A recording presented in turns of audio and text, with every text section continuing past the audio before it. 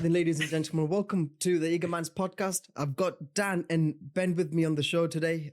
These two have done an incredible job at finding their path in life, and now they're well on track towards becoming successful. So in this podcast, we'll be uncovering how they got to where they are, the mindset that it takes to become successful, and how they plan on achieving their goals later down the line. I've divided this podcast into a bunch of segments, so we'll be covering everything from A to Z. If you're a young man between the age of 18 to 25 or 30, I think this is a perfect podcast for you. You'll be able to relate a lot to it. So let's get cracking. Welcome to the podcast, boys. How's Yeah, thank you for having me again. Yeah, it was very good the first time, so here we are yet again. Well, thank you for coming. Thanks for having us, Nick. It's going to be a good day today, Chavez. I'm sure it will be. The weather's beautiful. It couldn't have been better. Yeah. How's life been recently? I'll let you go It's first. been beautiful. It's been beautiful. Yeah. I've been just come back from, well, I didn't just come back.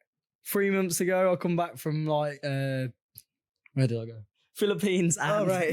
Philippines and Vietnam. Been to that many places. Yeah, I've been to so many places. I'm forgetting now, but yeah, I've recently got into a long distance relationship. So that's changed the dynamics of things. This is my most successful month I've had in ages, like everything wise. Is that in terms of views and stuff? On Terms of monetary views, shredded, beautiful fighting, everything's just better. Yeah. Yeah, very good. What about you, Ben? I would say that I'm in a very big transition phase, kind of stemming off the end of the last one that we mentioned. I'm coming into this period where it's going to be the biggest change of my life. But since the last one we recorded, we're now recording this in May 2026. Yep. It was October. That is great. Or sort of September, October time, 2025. And yeah, I've had some big life changes since, health-wise. I know I mentioned I was in hospital literally the day before we did the last podcast. I remember that. So yeah, some very big changes there, but touch wood, I'm still here. So, but yeah, coming up, there's a lot of big things happening in my life that I'm really looking forward to. I mean, same here, actually. I've made quite a lot of progress with the Eagermans in the last couple of months in terms of setting up the website, fixing the back-end side of things with Shopify, working with the suppliers. I mean, I'm happy that... Yeah, you've come a long way from what you've shown us off cam. That's looking good. Exactly. I mean, I'm excited because the supplement will be out within the next 2 to 3 weeks. But what I really want to talk about is ambition. Okay, if there's one thing we all have in common, it's ambition. Okay, we're all striving towards, getting to a certain place in life, and I want to talk about how or where that ambition comes from. Like from your childhood, was there a specific moment where you realized, oh shit, I can actually get much more out of life, and I want to go far? Like, was there a moment in your life like that? For me, ambition comes from having responsibility. I'd say that for me, it stems from having influence over my siblings. So I'm the oldest of 6. Right. And they definitely see me as like I am the oldest brother. So like whatever I do, I have to set the example. Yes. And that in a way is like, it's been a blessing in disguise, because I always feel as like, okay, I need to always do my best or do this, and whatever I do, they will follow. So I've got to set in the bar for the rest of yeah, exactly. Like there's 17 years difference between me and my half sister. And I know she watches all my videos, so I have to be careful what I put. Then again, the last vlog probably wasn't the most PG, but having said that, that's like the point I'm trying to get at is like whatever my actions are, that they will follow in them likely. So my ambition definitely comes from that. Also because like my background, I've never really been from like a really affluent background, but I'm very fortunate to know that in terms of the world, like I'm in like, in terms of my situation living in the West, like I'm very set up, and I'm quite appreciative of that. After, like we probably mentioned before, like traveling to all these other places, Philippines and like for one, like you see the other side of life, and it makes you feel grateful for what you have. Even though we're not like the top 0.1% of the world, we're still the top 1%. Yeah. So what about you, Dan? Well, from young, my parents actually have always been quite stingy almost. They never bought us clothes, the usual stuff. They never like treated us so much. But that was brilliant because our dad almost showed me and my brother the value of money. Like all our family are hustlers. Or me, my brother cuts hair, my little brother. I obviously sold sweets in school, whatnot. But my dad was like the first one he told us in boarding school, he used to sell pizzas, like buy these 50p pizzas and then sell them for more, like two quid to his mates, cook them.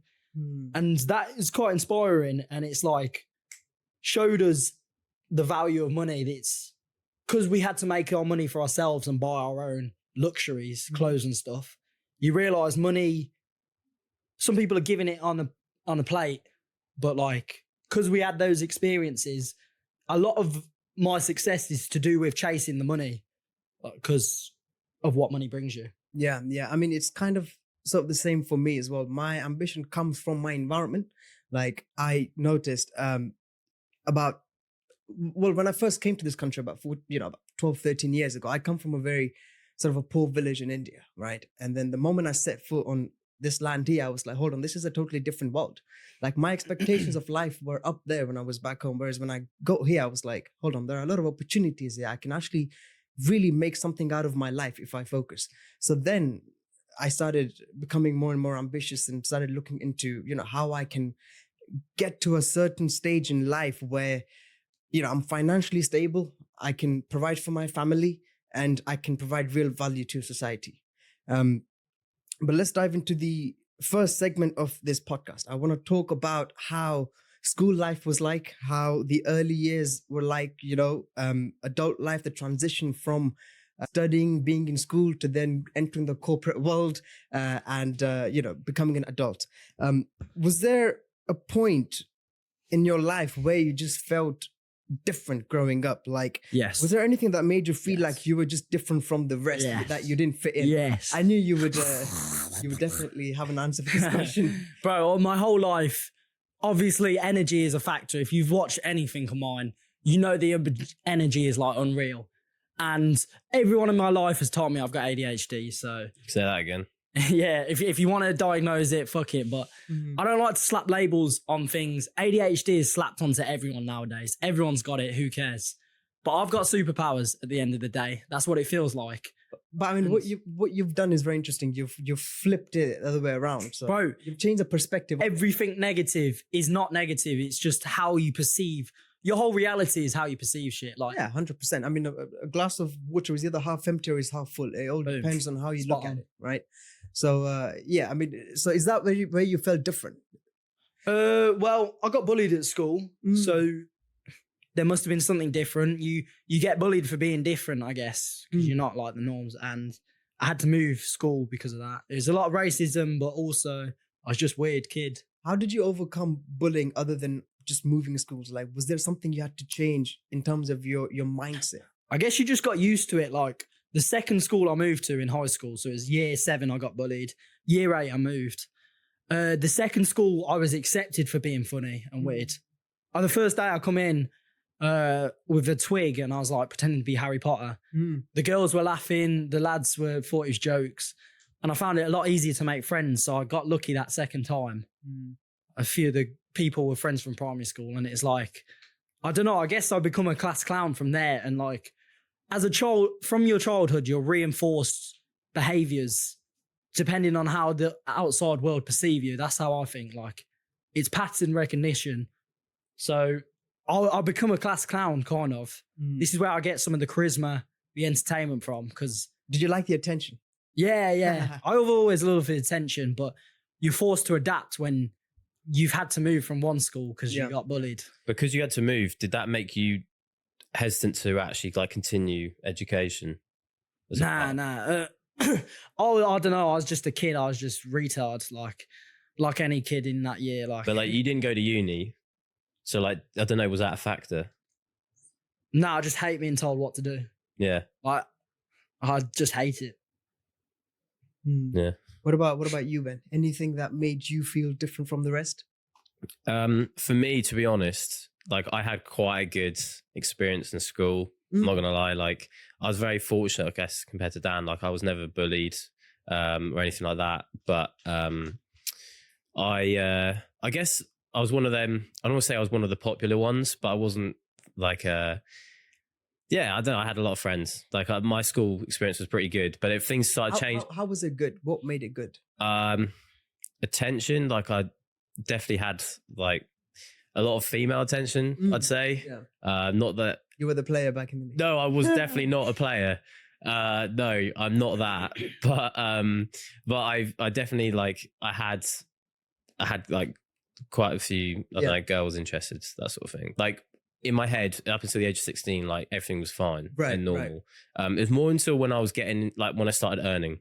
That was like when I first had my job. Like my dad, I always like looked up to him in terms of his work ethic. Like he's retired as a police officer now, but yet he's done all these other jobs. Now, partly it's because he's not very good with money, but more so it's because like he has to work. And he taught me like really young, like 15, you got to get a job. Like as early as that. And people like do paper round stuff, but I was like straight away washing up in a pub, and then I've just always had a job. And stemming on from what Dan said, like learning the value of money really early. That once I started understanding the value of it, I was like, okay, like I understand how hard it is to actually earn money now. Yeah. And when I was in school, I was like, I feel like I'm just wasting my time. So when I was in sixth form, for example, I spent most of my time working. All the time I was supposed to be studying. No, I was doing like 4 or 5 days a week, like working at M&S just in retail while I was doing my A-levels. And I'm very fortunate for COVID that I didn't do my A-levels in the end. I didn't have to do them because I probably would have failed them. But yeah, it's all stemmed from that, definitely. And that's where I felt I was a bit different, because I was like, a lot of people just like, yeah, pro-uni, pro-education. I was like, no, I want to earn. Yeah. So was there a point during that phase where you just thought, okay, I'm earning at the moment, but I can also earn more? When I started learning investing, that was really? Yeah. That all stemmed from being in lockdown. So I turned 18 just before, so at the end of 2019, and I had my experience of like going out clubbing. I was in a relationship at the time, so I was not like going out for that. I was just purely enjoying myself, my mates.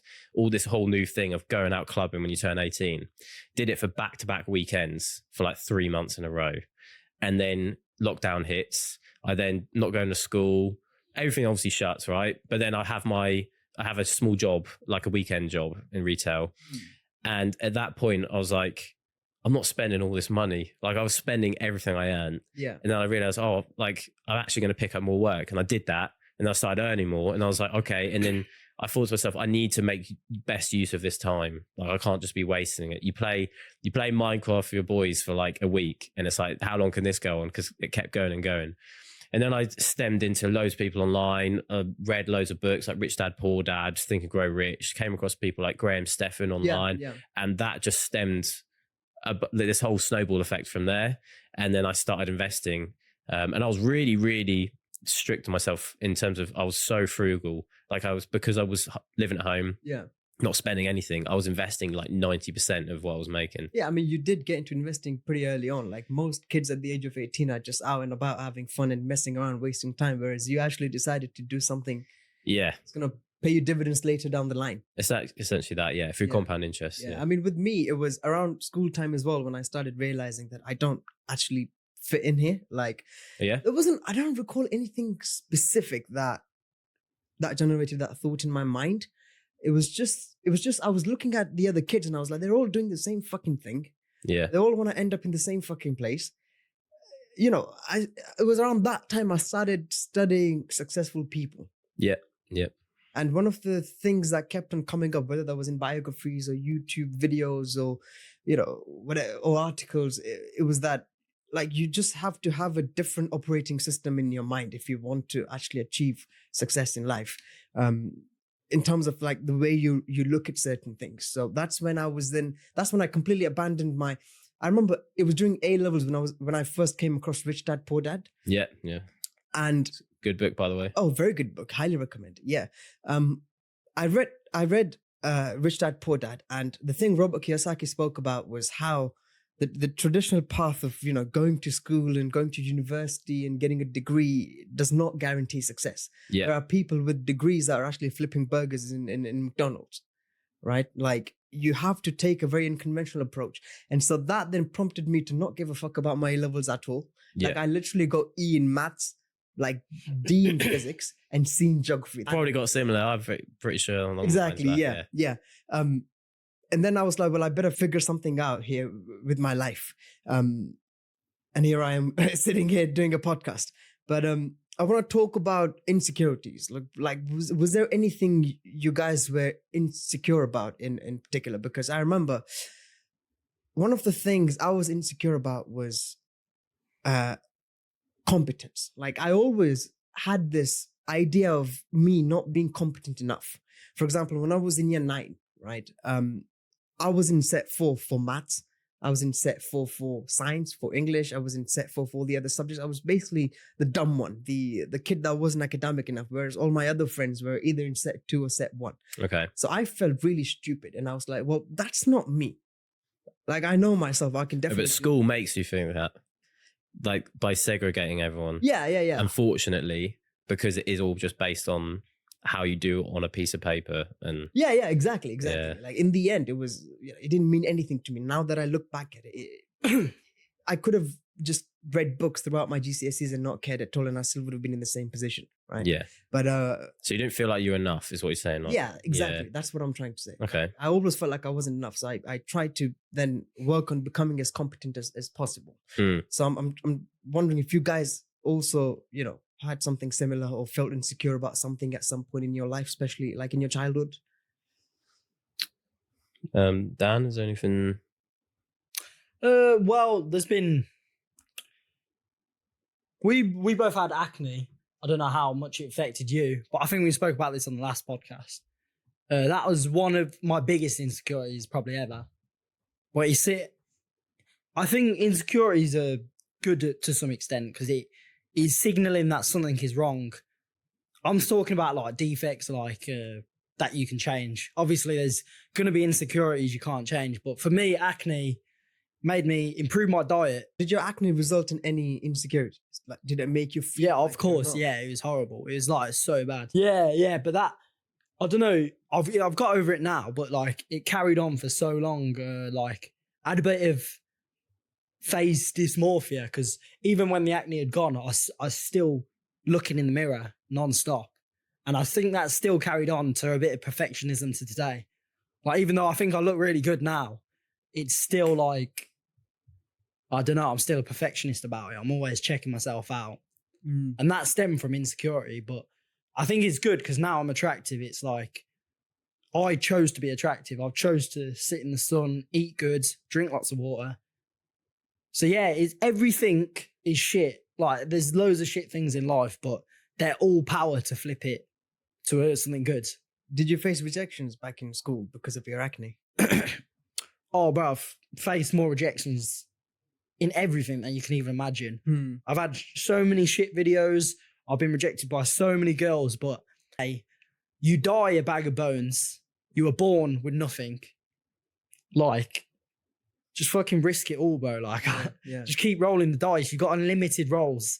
What are you scared of? That's true. What about you, Ben? Any insecurities? To be honest, like I've never had any major insecurities. I've always been quite a confident person, not trying to sound like narcissistic or anything, but that's just how I've always felt. I guess the only main, like Dan mentioned it, like, yeah, I had acne for a period. Like, I've had health issues, but I've been able to really kind of play them down and not make them a part of like my personality or try to belittle myself to them and crave like attention from it. Like I've tried to just face it for what it is and just try and move forward with it. And a lot of people have come and said to me like I've dealt with it extremely well. But in terms of other securities, I guess like right now, I feel like as the most confident in myself, but then I'm also more insecure about other aspects now than I have ever, purely because of, I guess, the comparison to people online. Like I know we mentioned on this the last one, but I'm constantly, it's very hard not to. It's very hard to open your phone, you see someone with a Porsche or a Lambo. Okay, Porsche isn't that great. Maybe like a like a Ferrari, like a top spec Ferrari, like that sort of thing. And you think, like, for me, it's more with like the relationships and dating stuff. Like I know the type of person I want, but I know I'm not the person I am to get that, to match that. And that is an insecurity, I'd say, because it's like you need that.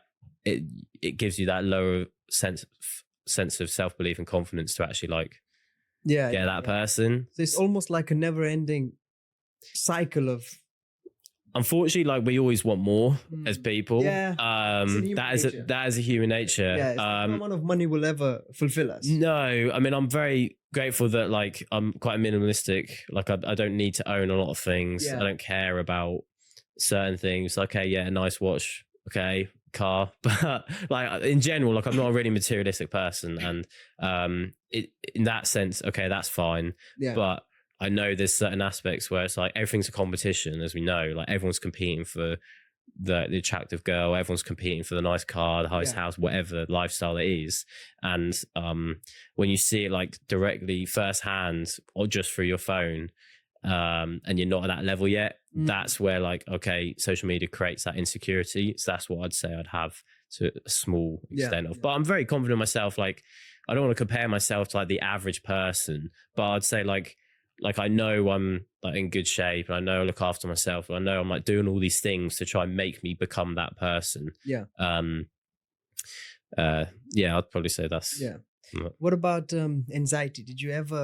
Were you ever like an anxious kid? Because I remember back in school when I was trying to figure out my life, in the sense that like, you know, what is my purpose? What is it that I want to do 10 years, 15 years, 20 years down the line? That phase was very anxiety inducing, because I knew I always wanted more out of life, but I just didn't know how to get it. Yeah. Do you know what I mean? As time went by, I then started to figure it out slowly. But I'm wondering if that's something you guys went through as well. Do you think I've been through it personally? Or do you think I get much anxiety from what you've seen of me? Yeah, definitely. I would think, you are genuinely a very anxious person, but you've learned to sort of, deal with it. Bro, I'm a fighter. My job yesterday was to fucking go into Hyde Park and fight people. Like it's non-stop anxiety, but I love anxiety now. I've fought so many times. I've done so many things that I've learned to love the anxiety. Like I think all these big challenges I'm doing now, and all this fighting, all of this, just non-stop challenging myself, it makes the little things. I used to get anxious about really small things that just don't matter. But now my stress levels have increased just over the years. Yeah. It's like anything, it builds. It's like a muscle. And I think people need to challenge themselves to build. The stress levels nowadays are washed as fuck. Everyone's anxious. Everyone's attention span shit. It's because think about back in the stone, when cavemen, people were hunting, kids were like, probably killing like fish and shit, and just eating shit they caught and getting chased by tigers. Nowadays, like kids are on their phone watching TikTok and shit. Like, it's a crazy day and age. I think it's like the moment challenge arises in your life, you start to feel a little anxious, because your brain is always trying to protect you and keep you in your comfort zone, right? But what people don't realize is the more you actually go and face that challenge, the more you confident and competent you feel as a result of that. What about you, Ben? I'd say like, I wouldn't say I have social anxiety, but I'd say like there's an element of it where like, and I think it's more common because of something I'm going to speak about in a sec, where like we're used to just chatting to a bunch of people online, but I guess we're doing it through a camera. That to me is obviously not that. Like people get scared, like fear of like being on a camera. That's never really been a fear of mine, especially because we've been doing it a while. Not but at like the beginning. Nah. Really? No, I've always you get better. It gets better with time. Maybe right at the start, it's like you're not as good on camera in terms of how you come across, and you're stumbling your words a lot, and even stumbling now. Find monsters to get over that. Yeah, exactly. You will. And even as I said, I'm not the greatest now, but you get better at it. But the point I'm trying to get at is that a camera versus public speaking is a whole nother level. And I've had to do like a lot of like obviously in-person meeting stuff in my corporate role. That's like more the thing, and things like that where it's like, okay, I've had like slight anxiety like doing that. Like the thought of like presenting live to someone and I can just say anything right now and I might get fired. Like that always like comes in my head. And part of the reason is I wouldn't say I suffer from social anxiety, but I would say that it's becoming more prominent, especially with people like working from home, being in less social, like having less social interaction with everyone. Like my weekly routine is very like siloed as of now. Yeah. I am looking to change. I am going to be changing that, but I try to change it as much as possible by like even simple like going to a cafe, meeting my mates, just working with someone. I guess Dan would be similar as well because like when we're both at home, like it can be a lot just like editing all day. Yeah, I come out my room, go MMA. I'm a retard. Like forget how to speak to people, but it's part of the game, isn't it? Like I'm there drinking coffee and energy drinks, editing all day, and your brain's just fried. But I'd say that's probably the biggest like cultural shift as well in terms of just like the whole being siloed. But I wouldn't say like out of that I would have fortunately many anxieties. It'd probably just be that. Yeah. Let's talk about the transition from being in school to then becoming an adult or entering the corporate world. I think you'll probably be able to relate more to that. But Dan, I want to know about your experience. Was there a point in your life where you thought, okay, school's done, I'm now entering, I'll tell you, a world of its own? I'll tell you some funny stories. Right. So yeah, maybe I tried to get a job. Like I did a bit of gardening and whatnot. So was that after school? No way you tried to get a job. Yeah. I tried to get a job at McDonald's like when I was at school, sixth form. I got denied from McDonald's. I won't laugh. I won't laugh. Nah, laugh. I'm aware of that, but laugh. It's hilarious. Did you not like you couldn't flip a burger? Was that what you said? Nah. Yeah. Couldn't make the wrap. I don't know. I just said too much in my interview. I was like, ADHD probably kicked in. Bro, I was saying too much. I'm too loose. I was working at a warehouse, like moving packaging. I was like, bro, that job was making me depressed. Like, I can't be asked to do that shit. Like, not obviously. Told that you're. No, I said it was making me depressed. Like working at UPS. Right. Moving packages. You said this on your interview. I said this in my interview, and then it slipped because it was the truth. Like, no one wants to move fucking parcels. He really doesn't have a mask or a filter. Nah. Bro, I tell the truth. It's great though. It's good because I worked in McDonald's. Like, that's disgusting. No offense. Yeah. Is God's just. Well, it's a blessing in disguise, but what you're saying is by being rejected. Bro, God wouldn't let me do at McDonald's. But when did you experience that point where you thought, fuck, it's time to grow up, it's time to get my shit right? But I've always been after A-level, after college. I've always been fortunate to be like kind of an unemployed kid living with his parents. But that gave it. I've always done YouTube, and I started YouTube again in high school, and it started making little bits of money. And I was working with a big YouTuber, Dantic. He was teaching me a lot, and I don't know. I knew the potential in YouTube. I've seen how much these people are making, and it's like I've always done YouTube since a kid. YouTube is all my mind thinks. What made you want to get into YouTube though? Well, I just love making videos. Is that what it is? Yeah. That's your passion, you would say? Yeah. Lights off. But yeah, that is my passion for real. Yeah. I wanted to make movies as a kid, shit like that. Yeah. I just love film. Never thought that's what you got into after school.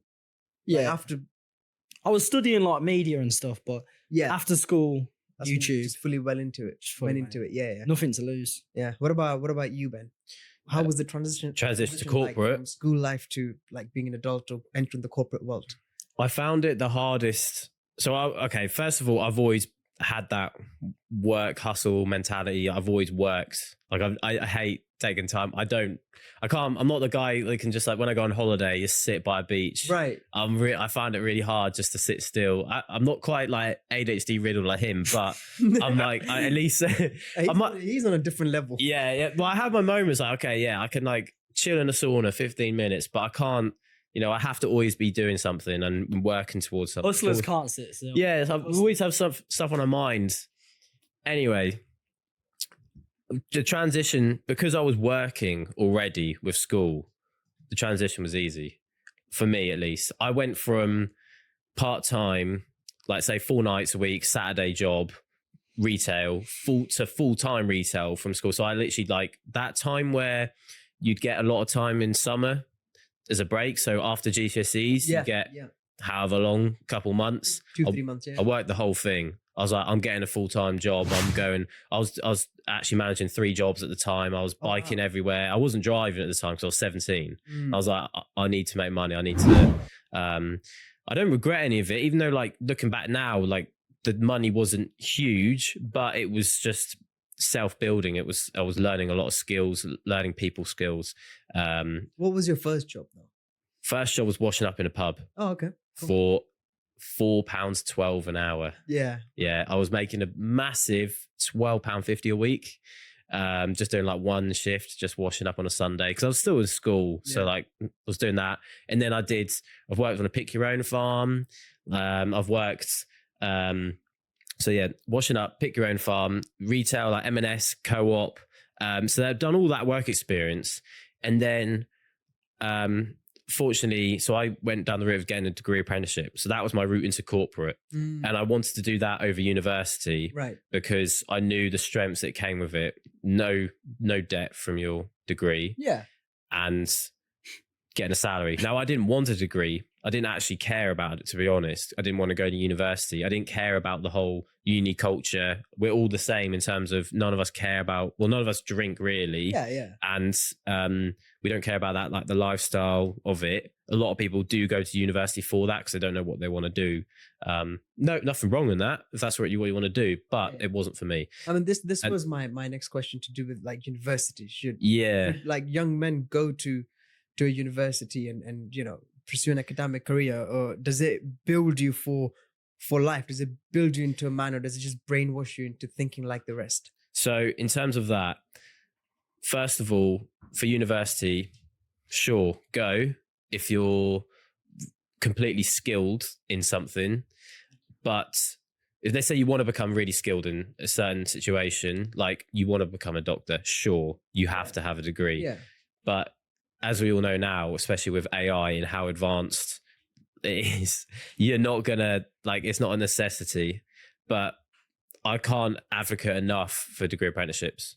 Like, even though after graduation now, my plan is to now venture completely full-time into entrepreneurship and being self-employed, creating business. I'd still massively advocate for it because it's set me up for life. Yeah, I mean, bro, I went to uni for 3 days. Like, I got shit grades for my A-levels. And then I managed to get into university through clearance. I was doing environmental science. And then literally 3 days there, I was like, this isn't my cup of tea. Yeah. And the reason why I thought that was because first, I had no clue what I wanted to do with my life.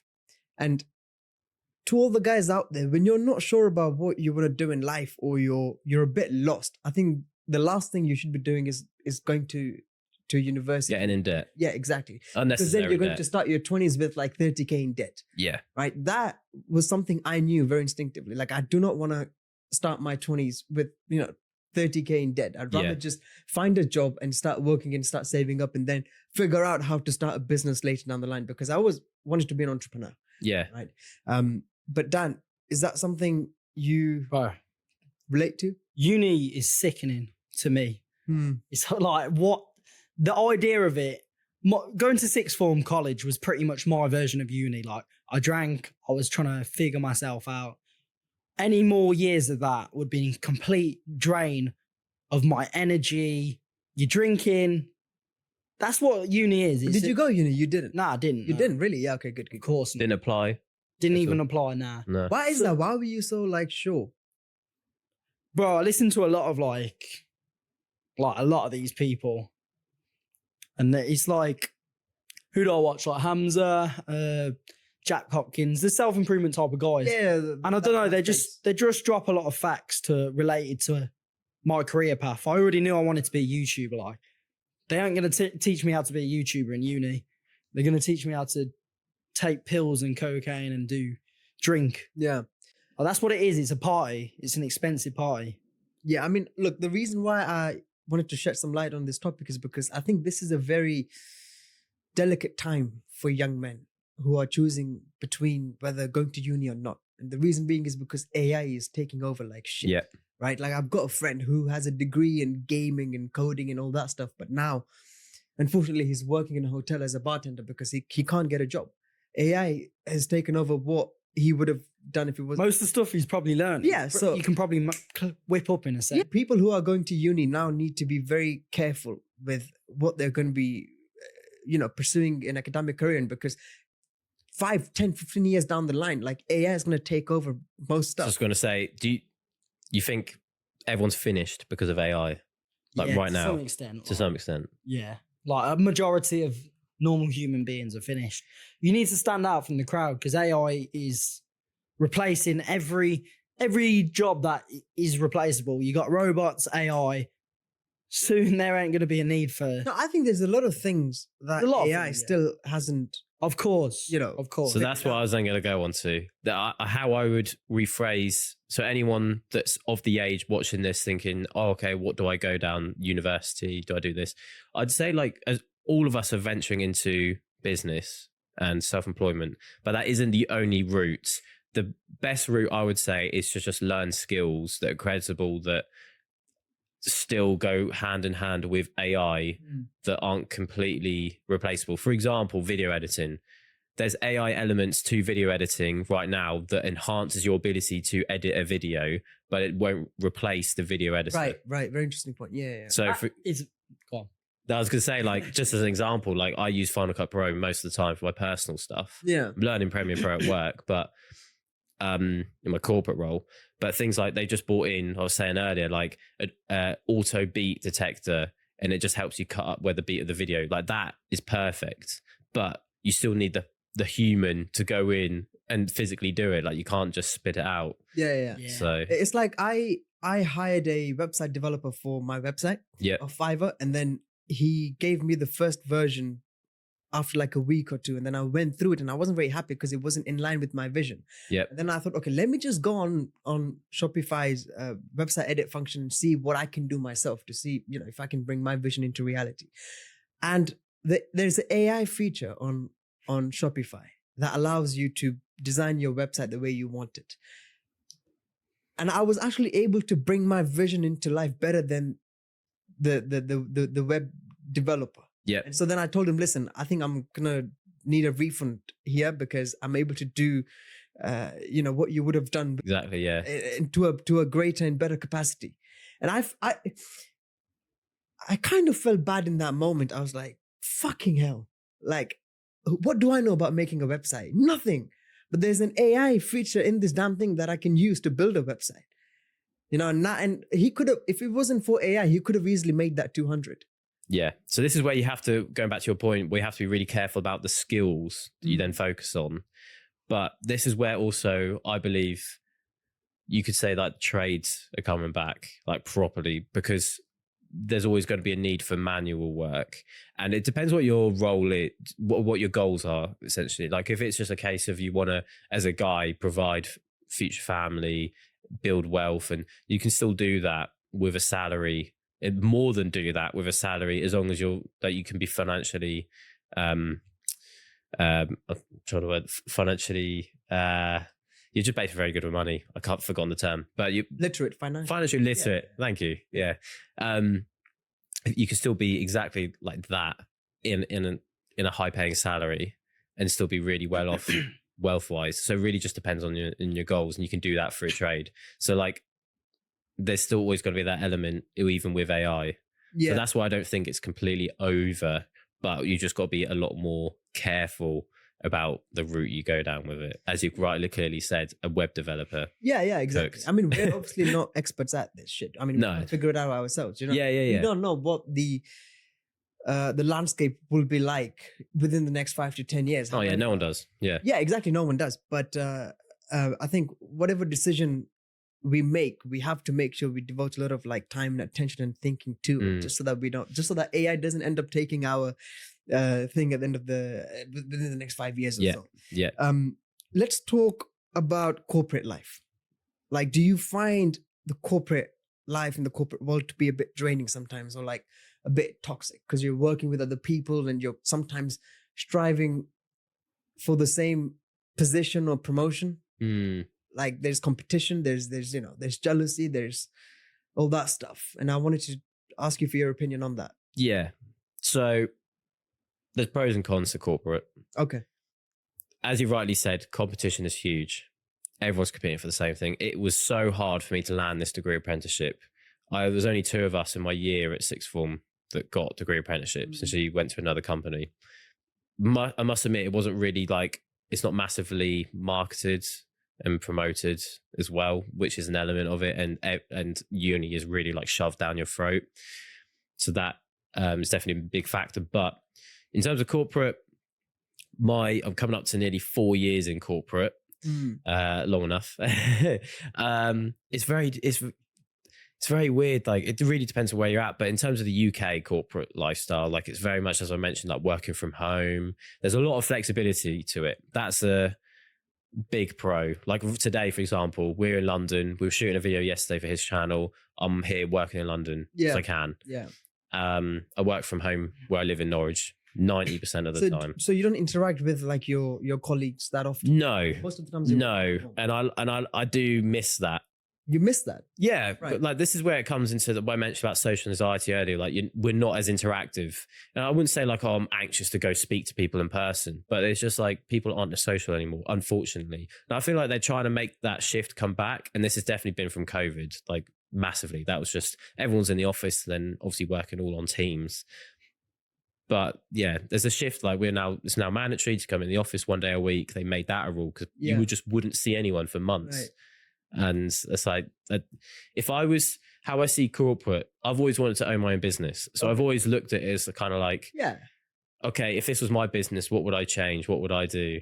And I've learned by just being internal so much I would change. Yeah. And one thing is, I would not have people work from home. If I had like if I have a team, who knows, maybe one day, I would like to see him in person. Yeah, of course. Because I was gonna say that with the flexibility, of course, it's great, but then there is a sense of like too much flexibility. But don't you think sometimes things get very complicated and toxic when people get together? There's that, and there's cost as well. I'm shining more light on the toxic side of the corporate world. Right. Okay. That results in unhappiness. Yeah. Like, where people just don't want to go. I'm very, very fortunate to come from a company that are really people orientated and they put their employees first. Okay, I would actually good. argue that. Yeah, but that's the level of leadership that unfortunately it's very rare to find. Like, when was the last time you came across a leader that actually gives a fuck about his people in his company?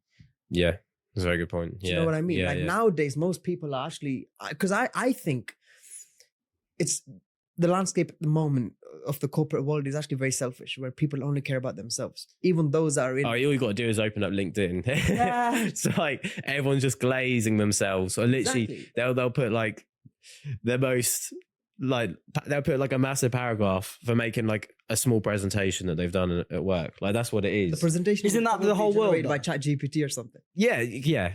So isn't that the whole world though? Like, everyone's in it for themselves and their family. Yeah, but this is my question. It's business. It's like money in.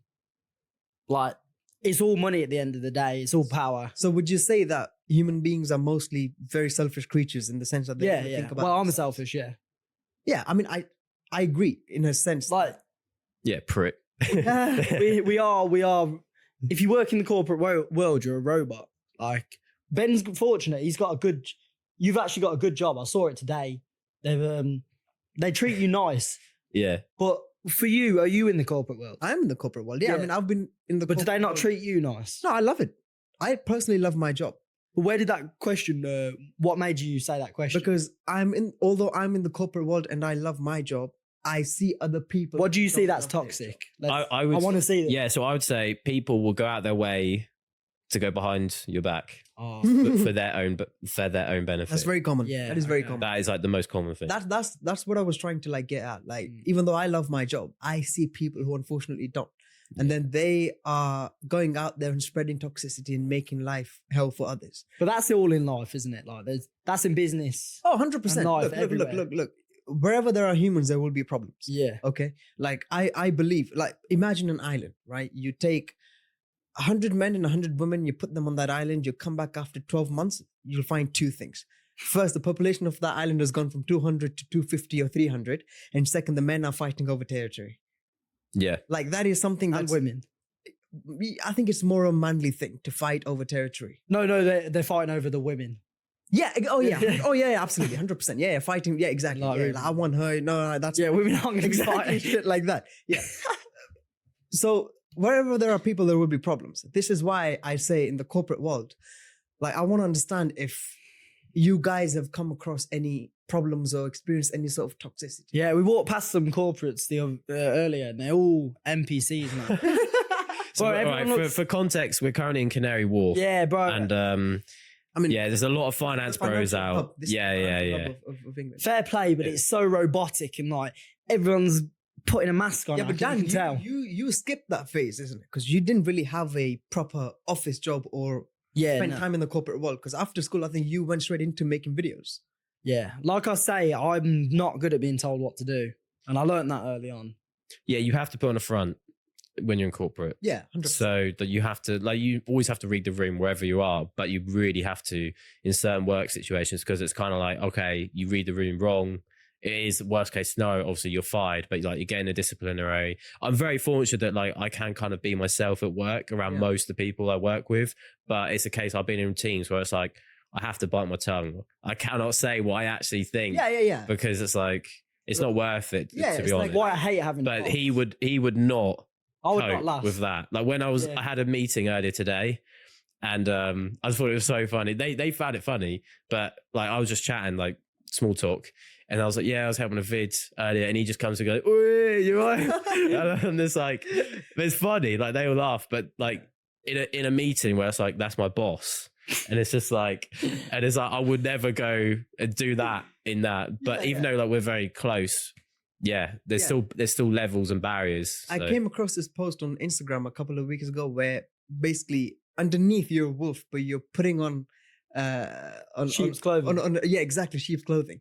And you then have to keep it up. said getting ready for work. And I found that very That's funny. sick. That's sick. I found that very funny because it was kind of related. That's so true. Yeah. Yeah. like yeah. I'm not saying that I have a mask when I'm at work. No. I'm myself. Yeah. But generally, people, I find them to be quite inauthentic and fake. Yeah. In the corporate. Oh, massively fake. I literally said this earlier today. You have to be Yeah. fake. Like when I'm replying to things, I'm sending an exclamation mark. I'm putting a smiley and face emoji. I'm not even happy. I'm getting a message. And I'm putting a smiley face People are emoji. like, go fuck yourself. Yeah, I literally, to be honest, I hate small talk. And when people are like, I "How's hate your small weekend? talk. How's your weekend? How are you doing?" I just never reply to that part. I just ignore it. I'm just like, yeah, like I know you want something. Like, so Would what you is? just get to Yeah, the point? just get What to is the it that you point. want? Exactly. Yeah. So that's why I'm like, and to be honest, by making content, it's very hard to hide yourself from when people follow you. Like a colleague follows you on Insta, and then they see like, oh, you're posted on YouTube, and they check it out, and then it's like everyone in your team knows. So it's kind of like you can't hide yourself at that point. What So happened with the Tristan Tate video? Because you posted a video about some controversial brothers, and they brought it up in work, didn't they? Yeah, so nothing's been really escalated, I must admit. But I first made a video and it had Andrew Tate in the title, and it wasn't even anything about Work. Andrew Tate himself. Oh. It was just the fact because I used to live in Luton, Right. and that was the concept of the video Yeah, where that's where he came from. he grew up, and I felt like I didn't have as bad as him, but it kind of the whole concept of the video was that I experienced what it was like living in a place in the UK that's not very This is nice, shit. especially like I'm from, which actually got big up Norwich, got voted the #1 place to live in England for this year. But Is it the happiest place or I think it's like the best Oh. or happy. It might be happiest. like work-life balance, something like that?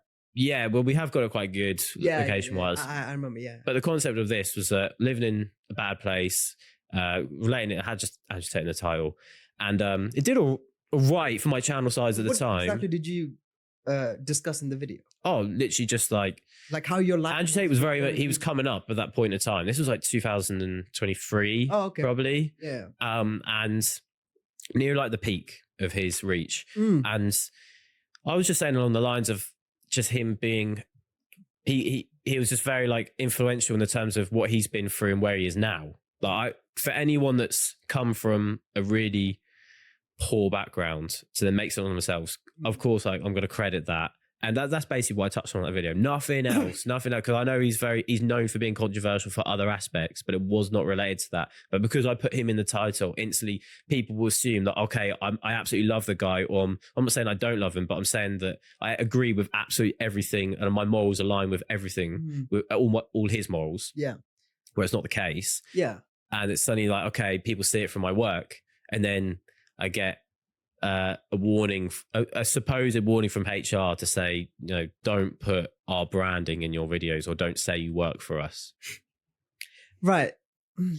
This is what I don't like, you see, because what has that got anything to do with work? Like, It hasn't. nothing. Yeah, it hasn't. Exactly. So why don't you just mind your own fucking business and let me do my Yeah. I mean, to be honest, I was kind of like, all right, that's like the one-off video. Yeah. I've done one with Tristan Tate and Tate as well. Very similar concept as well. It was, to be honest, that was a way of me like marketing the videos. I could have just said, oh, I lived in Luton for a year. Yeah. But obviously, like using their name was a way to just funnel Of more course. views. Yeah. So as we both know, like that's what we'd do for a video. Do more of it now, Ben. Those are good videos. We'll talk about that in a bit. We've been, me and Ben, before the podcast even started, like today and yesterday, non-stop going at each other, like just because we have different views on YouTube and like, yeah, we'll get onto that later. But what you two do are like, it's totally different. Yeah. You know what I mean? You're more He into gets like, it. you're more into lifestyle, traveling, etc. Whereas you're He just more about fights. fighting and MMA. I just want money now. He just wants blood and money. That's so true. You did make one guy bleed though yesterday, didn't you? Multiple. Fucking I choked out 3 guys. Yeah, this guy's he's gonna start flexing it. he's mad. But I mean, Nah, it's this is nothing just to be proud of. Like, I banged a their public video. Yeah, I just choked out 3 guys. Yeah, I just made a couple bleed as well. So do you That's funny. do you love what you do? Bro, do I love what I do? Can you not tell I love what I do? That Why? smile. I'm in love with like YouTube. Yeah, but I Yourself. want to understand why you I love was it. gonna say it was in my head. No, I want to understand why you love what you do. It's the funniest thing ever, bro. Like I can just it's capability, like knowing you can handle yourself against I fought eight people yesterday. 6 men. I battered them all pretty much. Pretty much, didn't I? Did you Yeah, get battered? battered them. Well, I thought you were going to tap out at one point, but you got out of it very good. Like you were in a proper headlock at one point. I was going easy on like all of them. Like not easy, but like I wasn't trying hardest. Yeah. And it's like when you build these skills, your ego grows, but it's also like your capability and you realize you can handle yourself is a great fundamental. It's like having a good shaped body is a great fundamental. Mm. Do you love what you do, Ben? So yeah, yes. Whether that's the corporate world, your job, or on social media. Out of my 24 years of life, I'm in the best possible place right now. Yeah, definitely. I wouldn't say like as I said before, like I'm really content, but I'm not, I don't like this measurement of happiness. I'm not like, oh, I've got to do this. I'm so happy. Like I always just, I see it as just like, I have something in mind I want to do and achieve and I just like work towards it. I Do you wouldn't, not put enough emphasis on happiness? no. Why is that? Because I'm kind of the same. I'm kind of the same. Yeah. I don't care much about happiness. I care more about progress and purpose. Yeah, so I get more. I'm more content, and I get more. I don't say dopamine, but it is a bit of dopamine, I guess, out of like achievement. That's why I'd rather have happiness, have achievement. Let's just say happiness. Yeah, like because I always think like you should always strive for like, okay, be optimal happiness. Because if you really want to be like happy all the time, you'd start to do things that aren't necessarily productive and aren't necessarily keeping you on track for certain things. Sounds like the Tate mentality. It is exactly the Tate mentality. He has a very good mentality on pain and suffering. Like he's a great mentor as much as what everyone says. Like he says it how it is and he gives you that competitive advantage.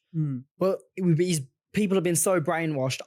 I hate it when normal people just like drill him when they don't realize how much he's changed men today. Yeah. Men are fucking brilliant today because like a lot of it is because of these masculine self-improvement.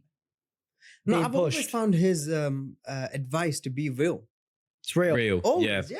Yeah. It's competitive advantage advice. Like it's a lot of it isn't bad, like isn't the best for maybe the other sides, the competing sides. So obviously for girls, I can totally understand why they think he just says horrible shit about girls like that no girl wants to hear. But I think half the times he's just being humorous. He's just being very of course, goofy. yeah. Like he doesn't mean what he says. Like how, He's just very Nah, good at marketing. he definitely means like a lot of the stuff. Like Yeah, but a lot of it is marketing. Like he will say things out of To context trigger people. people. Yeah, Yeah, yeah. and he's openly admitted it. He has admitted it. Yes, Yeah. I've seen a clip of him where like he was talking about something and he just phrased it slightly differently to induce more negativity so that he attracts more people, so that he gets more attention. He is a bit of a, I say, what's the word? Where just like winding people up. Yeah, rage bait. Rage. He is literally the rage baiter. Yeah. Like final boss rage baiter. Like he did the podcast he did with what's the OnlyFans model?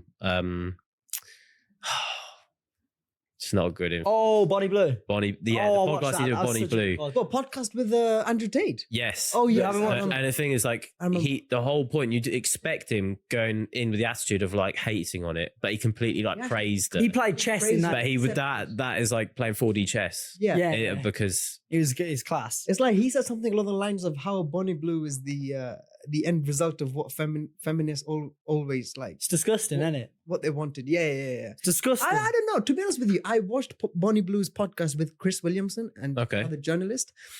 Dude, I was fascinated. Yeah. Yeah, like her perspective, like the way she looks at what she does. It gave me goosebumps. She's playing the game, isn't she? She's playing the game. She's a genius marketer. She's making the money. Yeah. It's like the way she logically justified her craft. It was chilling. It was fascinating. It was like, wow. She's like the feminist version of Andrew Tate almost. Like that was the final boss battles of the two sides.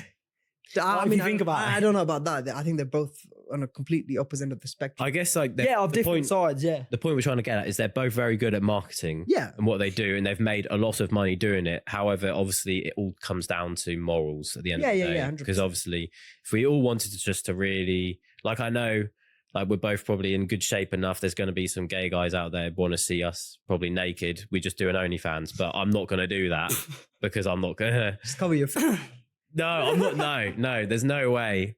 I don't want that. That's like blood money. That's disgusting. Yeah. But going back to the idea of happiness, Dan, is that something do you care about being happy? Bro, nah, because the work is the result. You get a result of happiness by fulfillment. Like, I mean, I've never optimized for happiness unless you fucking just. I mean, I feel like this is something we all have in common. Like, we don't actually care about happiness that much, and I think I know why. It's probably because happiness is one of those things that just goes up and down like a roller coaster.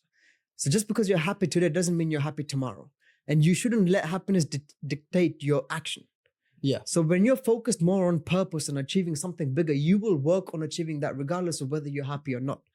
But so the top people, like, for example, I look at Elon Musk, for example, he's always said, no matter how you're feeling, you always get the work done. You always turn up and you just put in the work. Yeah. And that's the mentality I guess all of us have is just like, emotions aside, it's more about consistency with everything you do.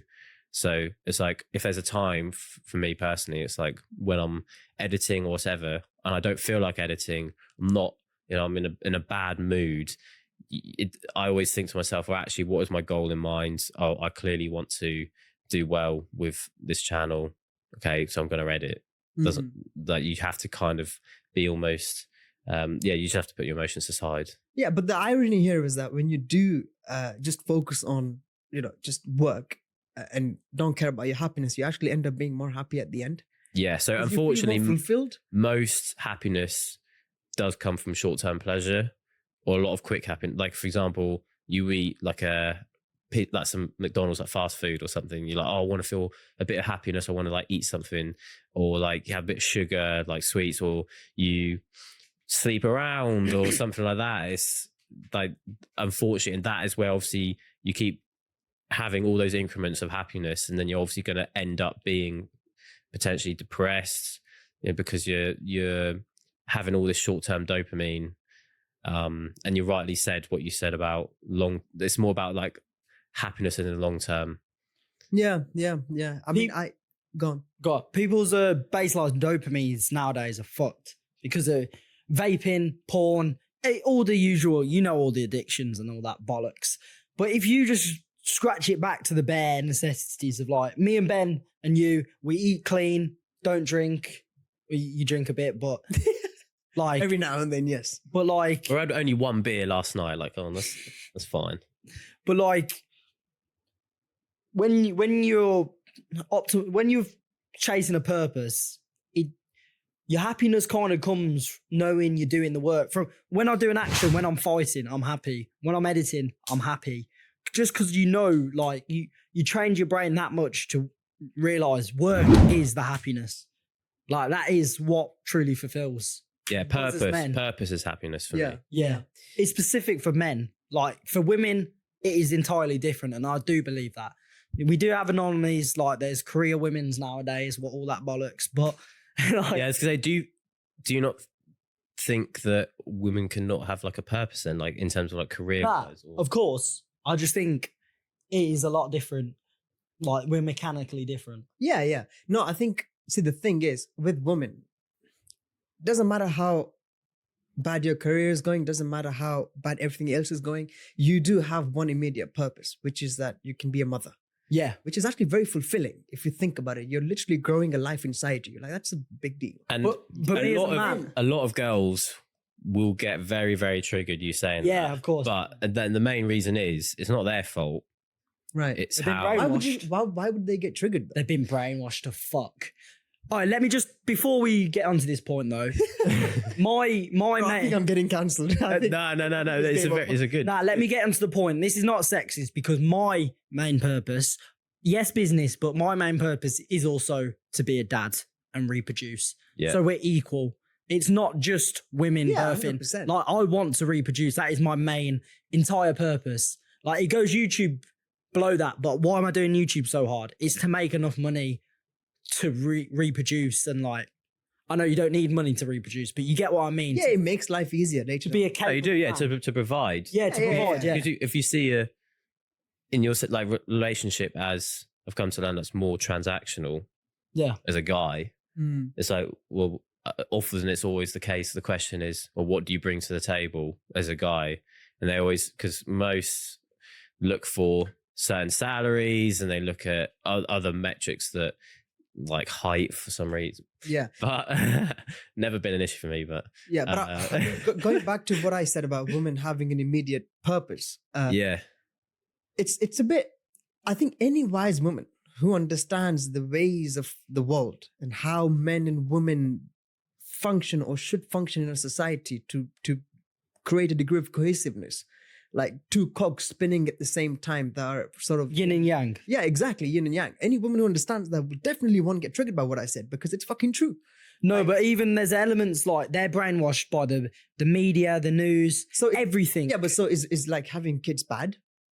Is being a mother bad? But that's what like there's subconscious. It's a beautiful thing. So the whole feminist movement, really, I really believe, was to generate more tax revenue. So only in what, 80s, 90s, you could have one parent. Okay, back then it was more the man, but you could have one parent in a household paying for the whole household. Yeah, this is totally true. I don't And- know what he's going to say is facts. And so the whole house is ran on one salary. Now to the point, because of the difference in cost of living with... It's on purpose. It's by design that men and women are working now. Like it shouldn't. Yeah. Right. Both, In an once ideal they- world- both people need to work now. Yeah, they need to work. Do you It's not a think- choice. Same. But do you think this was engineered? Yes, Yes. 100%. Yeah, yeah, Who was it engineered by? Be quiet. We're not cancelling this podcast. Byron, No, but it's engineered to increase the tax revenue, as I said, because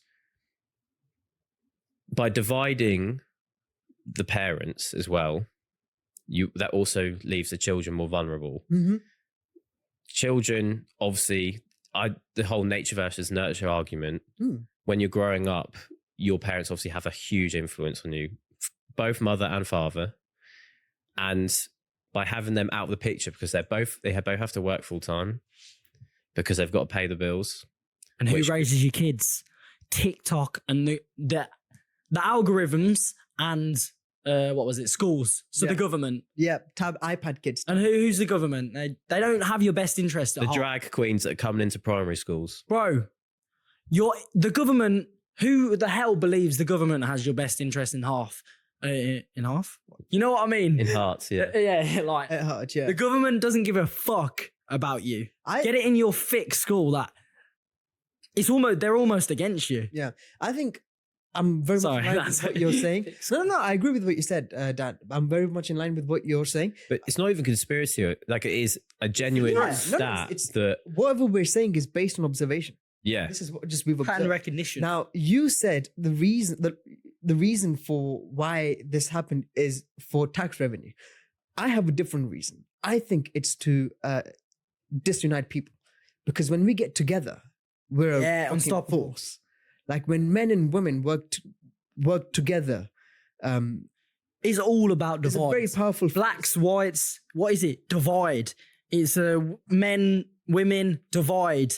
Christians, Muslims. It's all a war. Politics. They all want, like, when they're not working together, it's fucked. Like, Yeah, when they The hardest thing to break down is a family. That's why the purpose of it, like, there's so many things out there that's against the family. I've even had it through content that I've consumed where it's tried to put me off getting married, yeah. because I've Women come get across- this a lot as well. I want to get married. Both of us from the sound, you Of said you want course, to, man. yeah, we want to get married, right? But what I'm seeing content that's anti-women, Yeah. and vice versa. They're definitely seeing stuff that's anti-men, because that whole thing about, oh, I'd rather be in a forest with a bear than I would a man because I feel more safe. That whole trend of like last year, whenever it was, that just shows how influential that our algorithms actually are. But they are literally feeding us this idea that, like, they've been designed to but be there's addictive. but there's so many things. Like, for example, you go out on the street, everything, how to market to a guy, you show a really attractive girl, that puts attention off, you might have a partner, and they're like trying to bring you in with like another female, or you've got OnlyFans, you got porn, or I don't know if I can actually say it, corn. No, you can say porn, bro. All right. Say whatever you want, bro. All right. This is our Okay. podcast, Fair. you know. But what I'm trying to say, that you have all these external factors that are completely against marriage. And then the other thing as well, like, the content I actually see is like where you have guys that get divorced and they get so done over. That's such a big fear for guys. And I'm speaking on behalf of like people that, because the divorce rate is so high, I think it's 1 in 3, or might be 1 in 2 marriages end in divorce. Now, I know a way in my head, because I've seen a stat, that I want in a marriage, that would avoid divorce. Of course, yeah. And the way is to make your partner your business partner. Really? That's my preference. I've seen it where Alex Hormozy. it might have been Hormozy, but where They're the business one type of couple that almost never ends in divorce is people that are in a Yeah, but- partner together, the business, because a business is harder to run than a Yeah, but marriage. for that dynamic to exist, like that is very rare, because you also have Yeah. to find someone who is very much into the mindset of being a businesswoman. So this is where yes, exactly. But I always believe in relationships, you can also mold that person to you as well. Not in like a manipulative course, way, yeah. but you mold with each other. And True. But there's also the belief that you should never merge business with family. okay. Yes, okay. That's know what I good. mean? Like, yeah, so it's like hiring your brothers and things like that. Yeah. Yeah, exactly. I'd probably not want to do that. Yeah. But No, hiring your brothers is like that. okay, to do so that. you've done that, yeah. Yeah, Nah, you have done that. yeah, kind of, but nah, I'm not about like just hiring your brothers is good. Like, I mean, maybe it's a different dynamic if you hire a female like your mom. That'd be a bit different. But like with your brothers you bleed with, you sweat with. It's like, Okay, I'll tell you a lie. I've hired my stepbrothers to help me film videos. I paid them like a 10 or a 5, whatever it is. They're quite young, so like they're always like, when I say, oh yeah, we're making a YouTube video, of course they're gonna get excited over it. And then they're just helping me. They can work a phone. I just gave Luke spoons, Spoons. to film a Yeah. live stream once. Yeah. Yeah.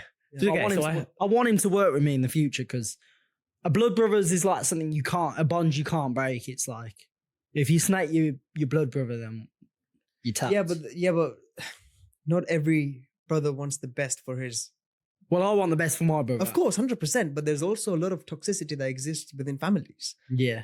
right? Like there's been countless occasions where I've seen it family with members have Marlon. betrayed Brother. their own blood, Yeah. you know? So If you're going to do that, then like, it shows a lot about the person's morals. yeah, 100%, 100%. And you just got to hold them off after that. But I mean, look, I believe these things In- always come back to bite you. yeah. So, like for me, having a good heart is the best way to go about. Yeah. Now, having a good heart doesn't mean that you're naive and you're gullible and that you turn into a fucking doormat for the people to then just walk all over you. You know, like no, you have to be sharp and you have to be prudent to an extent, but also have a good heart. Like Yeah. there's a beautiful quote that says, "Have your strategies, have your tactics, have your plans, but the moment you come in contact with another human being, become a human being."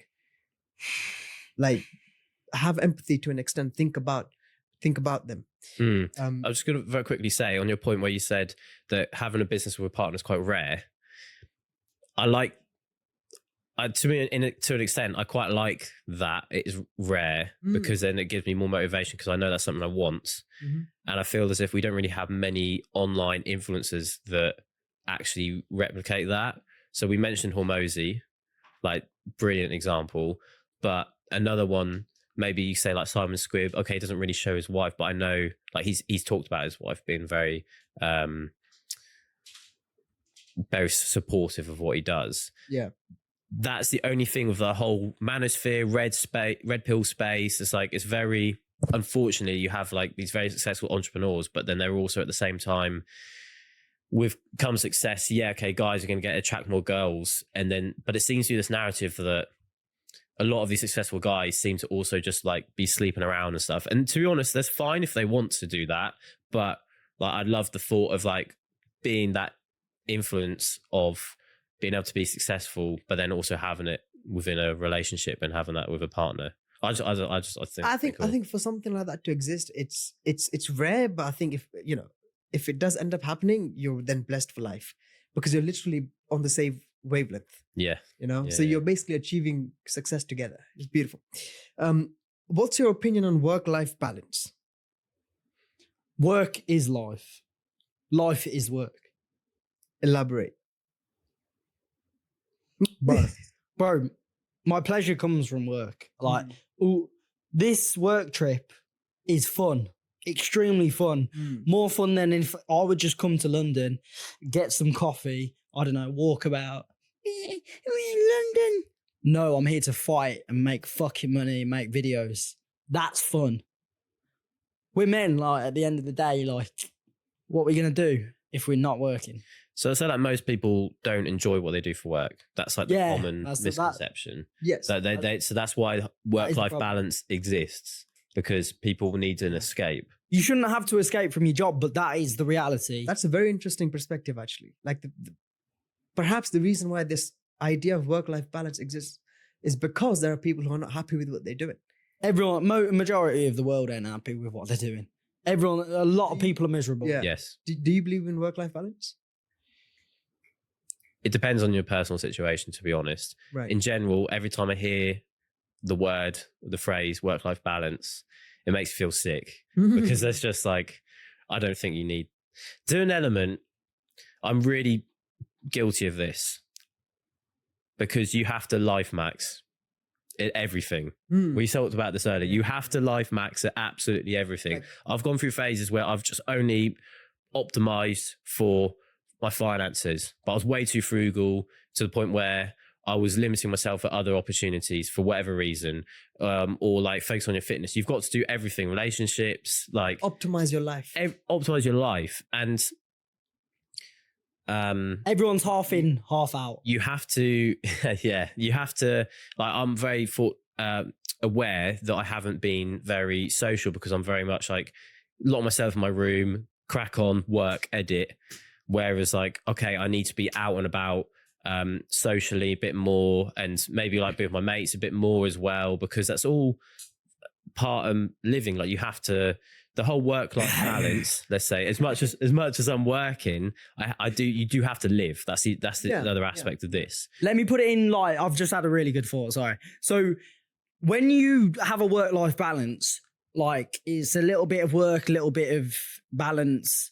That's just a bunch of bollocks. But if you're doing everything 100%, so 100% a month of work, and then you can have 100% 3 days of fun, you'll get way more returns on your investment of time and energy if you separate your stuff like that. But everyone likes a work-life balance of like, I guess you can watch a bit of Netflix at the end of the day if you want, but then it's better to go 100% in everything. Life 100%, yeah. But maybe people who believe in work-life balance choose to be mediocre at life. Bro, they have to because their life is, their job is shit and they don't enjoy it. That's the majority of but the point I'm trying to make is most people's life. Look, if you're fixated on becoming the best at something, you actually won't care about work-life balance because you know the only thing you have to do is fucking work. Yeah. Right? So people who then go out there and say, oh, I need a bit of work-life balance in my life. So those people, saying, I would say, are entitled. Like they feel entitled that they need work-life balance. So you have a lot of people in corporate who say, yeah, this is they would judge a role based off the work-life balance that they get and their emotional well-being is a huge thing in corporate because, as we said earlier, not everyone likes what they do. And even if they love what they do, they still phrase it as work. Now, we're very fortunate to find something that we can earn from and it's also our passion. And I believe there's the phrase of like, oh, just do what you love for work and then you'll be all right. But the only issue with that is that obviously there's not always money in what your passion is. That's why I believe like content's a great way where it's like 99% of the time your passion can be made into content. Who would have known like I could make so much money on fighting at 30k subs? Like fighting was my passion, video making's my passion. I think I said don't follow your passion last time, but they kind of are my passions. Well, they are. So you follow your passion, but you're also, to the extent, you still are doing things you don't want to do. Yeah. To an extent. Like, for example, some videos, like, hey, but you want to do it. If, like, you want to fight, you want to do all this, sure, and you want to make videos, but you've still got to be real with it. Like, you've got to, because it's a business, so you've still got to go out your way to package videos in a certain way that you might not, you might think, oh, like,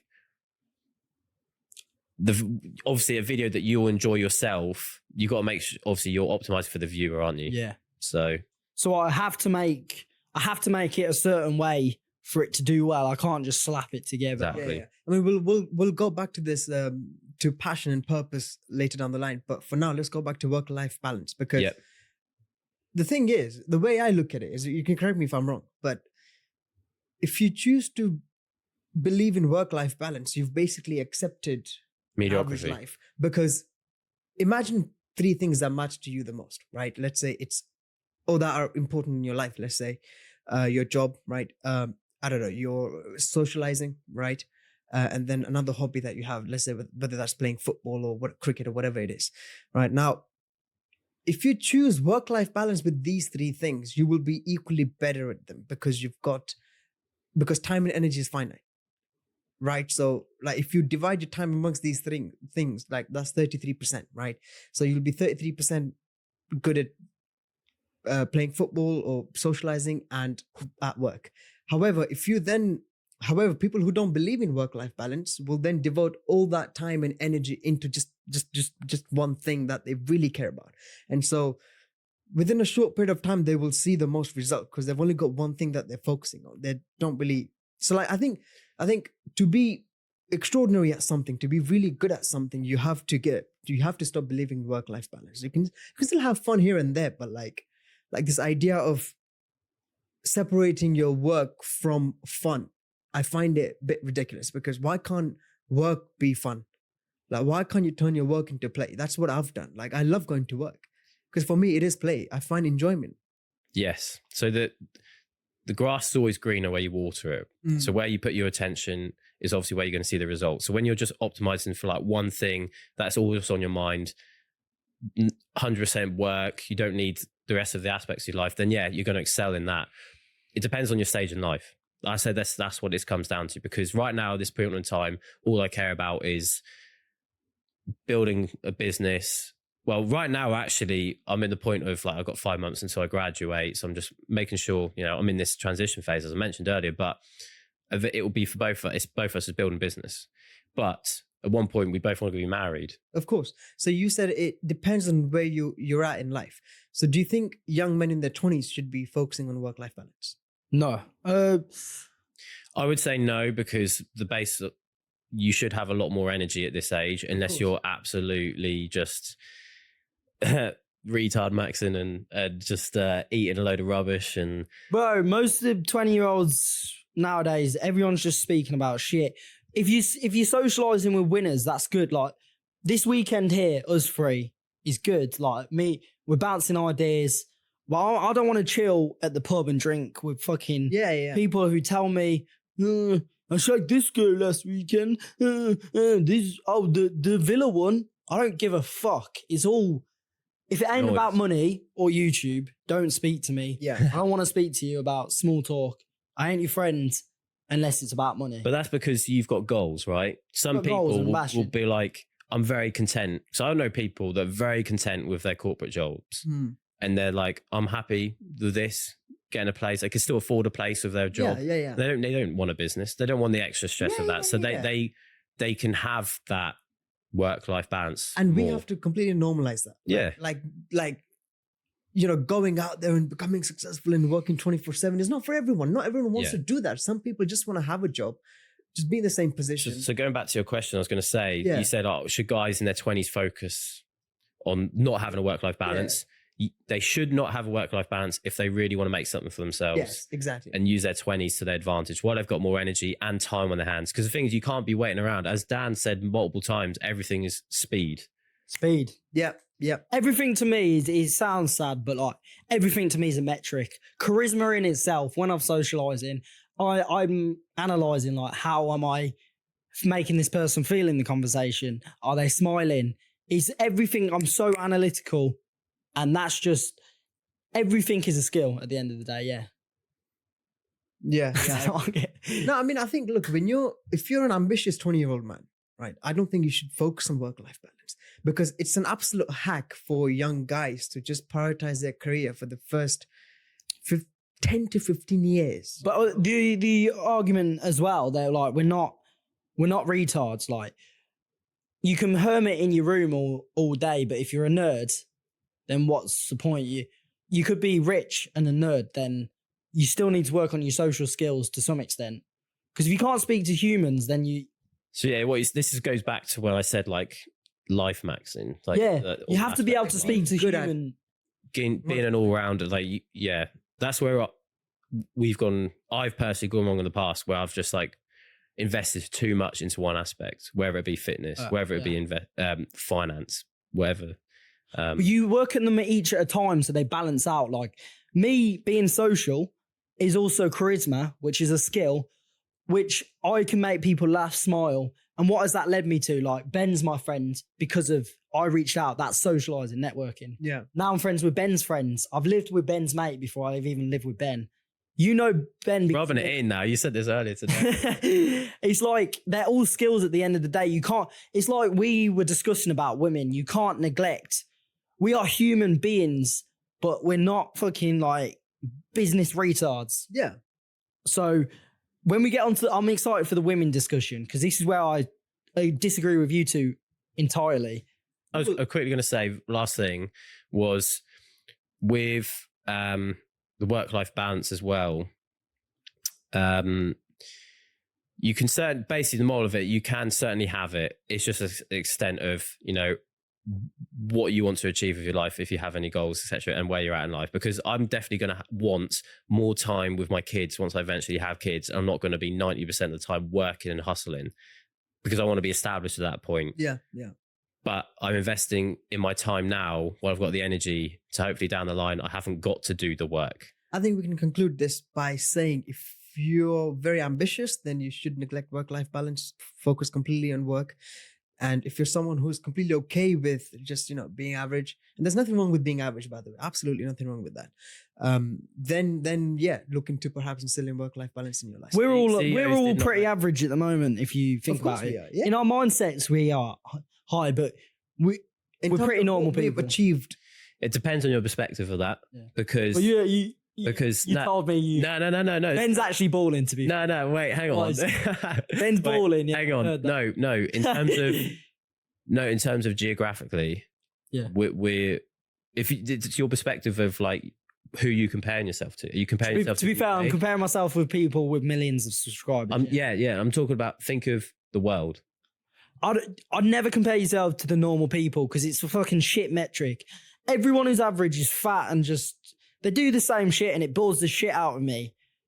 Like fair play if you want to be average, but I never compare myself to average because it's a So then what exactly bad are you comparing metric. yourself to people? You're comparing yourself to like the top. bro, the top people like If you're comparing, so let's say the top 1% of YouTubers who Yeah. have millions of subscribers. yeah, Now compared to them, yes, you haven't achieved much yet. yeah. So then in that segment, are you then below average or above? Yeah, I'm below average in what I'm Right. comparing who I'm comparing But in myself terms to. of your mindset, because you have such an extreme level of self-belief, yeah. mentally you've put yourself above average. Because Oh, you know yeah. you will get there one. I'm a god in my head. Like to be real, you lot know this. This guy's It's like- ego. Right, but we're gonna have to stop. Yeah. Because Nah, it's about to Arthur be needs good. to fix the lighting. It's getting Yeah, darker, yeah. and then we're gonna. Yeah, It's getting well Yeah, good, but sweet. yeah, Yeah. break time. Okay, we had to take a quick break to adjust the lighting. Next segment is about women dating and relationships. My True. question is: do modern women have unrealistic expectations of men? Dan? Yeah, We're generalising here, aren't we? We're generalising. Like this. If we're generalising, yeah, obviously the algorithms fed them G-Wagons, they fed them the Dubai. That they can see everyone has unreal expectations, not just women. We have unreal expectations, but it's like the social media has introduced a whole new level. Like you can see so much from your phone, so it creates unreal expectations. But carry on, Ben. It just depends on the person. In general, if I was to really generalize, yes, there's like the whole term of like height inflation being a thing. Now, I'm not even Bro, saying do you that. I'm not even saying that. Like I Do know. you I'm really like, think height makes a difference? Because I've never noticed that. so in person, no, but like so previously, But you seem like you care a lot about it because you keep on bringing it up. But I've never ever noticed your height ever. all right. Well, I Ever, guess bro. like, I'm not sure. So okay. So I'm 5'11", and you're what 6'1"? 6'1", let's say. Yeah, So we're both the same height. yeah. I've Never And- ever have I noticed your height. But that is a You thing. just have where- tall mates. when you look online, it's like most girls were like they have to be 6 foot. That's Yeah, that's the just bare like- minimum. Boots. Girls just say shit, don't they? They just say it. But in reality, when they see you in person, they can't tell the difference between a 5'11" and a 6 foot guy anyway. Mm. And obviously, there's going to be a certain aspect where it's like more toxic. So that's like the toxic side of the online space. Where it's like people you see on TikTok, they're like they have to have 100K a year salary. They have to Yeah. be 6 foot. They're always going to get girls like Have that. you seen videos where guys approach certain girls and ask them how much they would want their future partner to be earning, and then they're like, "Oh, £150,000 a year." But That's yeah. literally like So there's a lot of unrealistic expectations, definitely. But is and it that's more unrealistic? common. Because women have so many options nowadays. Because they have a whole roster of like Instagram now, and social media has opened up a whole new avenue of men for them to be Yeah, able but to what they're seeing is actually like the top like 0.1%, like Yeah. 90% of the time. Yeah. Whereas in reality, like those guys It's not aren't reality. very common to come Yeah, like- across. But if you go on the street and like try and pick up some girls and you're good looking and you don't even have to be rich. It's more about like skills and that. I think men use it as an excuse to cope, but it's really not hard to pull girls. Like, no, we're not saying it's hard to pull girls. That's not the point. wait, what's the point we're getting The across? point is, Yeah, they have modern women have unrealistic expectations of men? I'd say Has more social so than media now. More so, influenced yeah. that More to an more extent? so than now. Yeah. But you still, I've seen both ends of it. There's still some really Yeah. good like women. Depends how deserving the girl is. Yeah, like, yeah. Like I've been on dates with girls that were like they're very wise. They understand the world. They understand the dynamic. They're not like, oh, I'm not gonna date you unless you earn fucking 120K a year or something. what, you've been on dates with girls that have said that? Not that like that. No, the opposite of that. like girls who are mature, who are Yeah. emotionally intelligent, they understand. Like they have reasonable standards. Yeah. Like I'm talking about Girls don't care much about money as you think they do. They care more about what the money brings and how you can make them feel with the money and the man you are. Like these expectations. Yeah, but do you think social media has influenced women's So much. expectations? So yes, yeah. yes, definitely. Entirely, As I said yeah. earlier, because they're only seeing. So They're seeing the best stuff. If we resort to dating apps, right? I know we're probably going to talk about this in a Which sec. was my next question. But Okay. anyway, yeah. Yeah, go. No, please go ahead. Okay, so with dating apps, Mm. it's all algorithm based as well. Same with Instagram, whatever. Instagram is basically a dating platform, realistically. It is to an extent, but actual dating apps, only the top really, really succeed in terms of guys. Now, personally, like I've had dating apps in the past. I've had both Hinge and Tinder's, the only two. I'm not on them anymore. I haven't been on them since like, I don't know, 4 or 5 months, because the algorithm, first of all, on Tinder, it's something ridiculous. Like 90% of the people on Tinder is guys. So already you're like shooting yourself in the So foot. the percentage of men to women is like ridiculously high. It's ridiculous. It's insane. The Wow. difference. Yeah, it's as much as that, honestly, Tinder specifically. But even so on Hinge, because you're just like, you're there, and there's so many easy ways for girls, guys as well, but more so with girls being like, oh, okay, height, okay, what are they doing? And it's so very easy to be like, no, next. And it's very easy to pick out the best, but it's only like the small select few because of the expectation that is there. Yeah. Um, But I think it's safe to say that only a very small percentage of women have been influenced by social media when it comes to having expectations of men. Whereas I think most women generally are quite wise and they understand. yeah. I think most women want a man whom they can connect with, who understands them, who can listen to them, Yeah. etc., etc. There's just a very small group of women that expect their man to have, a Lamborghini and a Ferrari and 150. Yeah, exactly. Because we ain't in Miami. If you was in Miami, all the girls would be like that. Like a huge majority of the girls will be materialistic. But we're in London. Like you can go up to any girl and probably Yeah, I think just as long as chirps you're- them. So it's situation based, definitely. Yeah. But talking about situations, like I've never. So I wouldn't say like I'm not like anywhere near like the top 0.1% of guys. Yeah. But I'm enough for a lot of girls. Like I've never had an issue on the dating apps. But nothing actually came from them in the end because that's more from me and not actually finding someone I feel compatible with. You know what? From my like generalizing, I say no. They don't have an unreal expectation. From my experience, they want what they want. Like, no, I don't think they do. Nah. Do you think they do? No, I think a very small group of women do, yes, who have been heavily influenced by social media. But most women are actually quite wise. They're very sensible. In actually, And like women, like women mature much earlier on than men do. Yeah. Like women tend to be much more wiser, believe it or not, than men. We just think from here most of the time. Yeah. Do you know what I mean? I'll have to agree. My girlfriend, well, almost girlfriend, is more emotionally intelligent than me, I'd say, in some fact. I think that's the case with most women. They do tend to be intelligent. But what were you saying, Ben? Despite having the small population of girls that do have an unrealistic expectation, and that's more in the West, that's more America. Okay, we're in the West now in the UK, but like when we've been to Southeast Asia, it's like go to Asia. The women expect nothing from you. They're just like you because it's not even nothing. It's just they're more traditional, and they're not warped by things that are more things like salaries. Yeah, things that are considered materialistic. Materialistic, exactly that. Cool. But I was going to say I would not call myself a feminist, but at the same time, I do understand the pain point where like there's also the element of guys not actually being enough. Oh, 100%. For girls. Completely agree. Yeah. I mean, you have to look at this from their perspective as well. Women have the right to expect certain level of standards from men. Yeah. Like at the end of the day, they're giving themselves away to someone.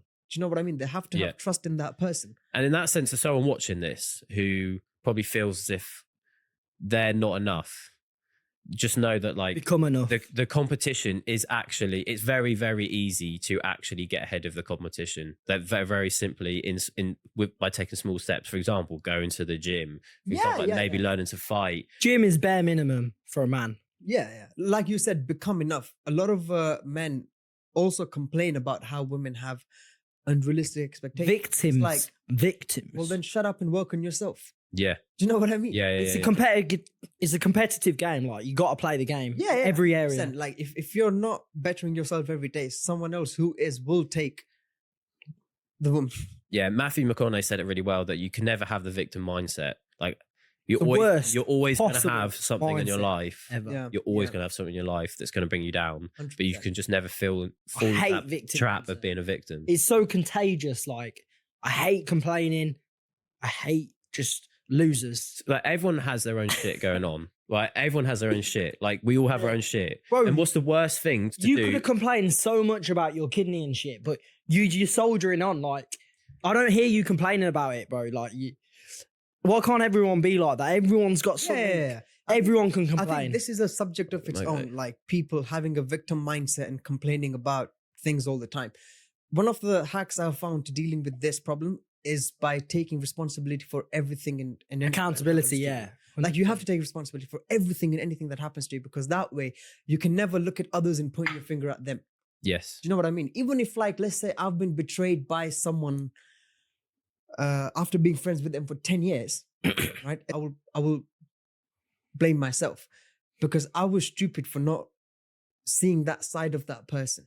Yes. Do you know what I mean? Exactly that. And then later down the line, you just get very good at analyzing people. Yes.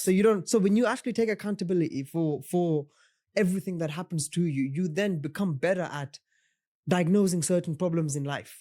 Exactly. Identifying them early on in life. Exactly what, just a bit of context, what Dan just said. We'll probably get onto this a bit more, but with so I currently have supposedly on paper stage 4 chronic kidney disease.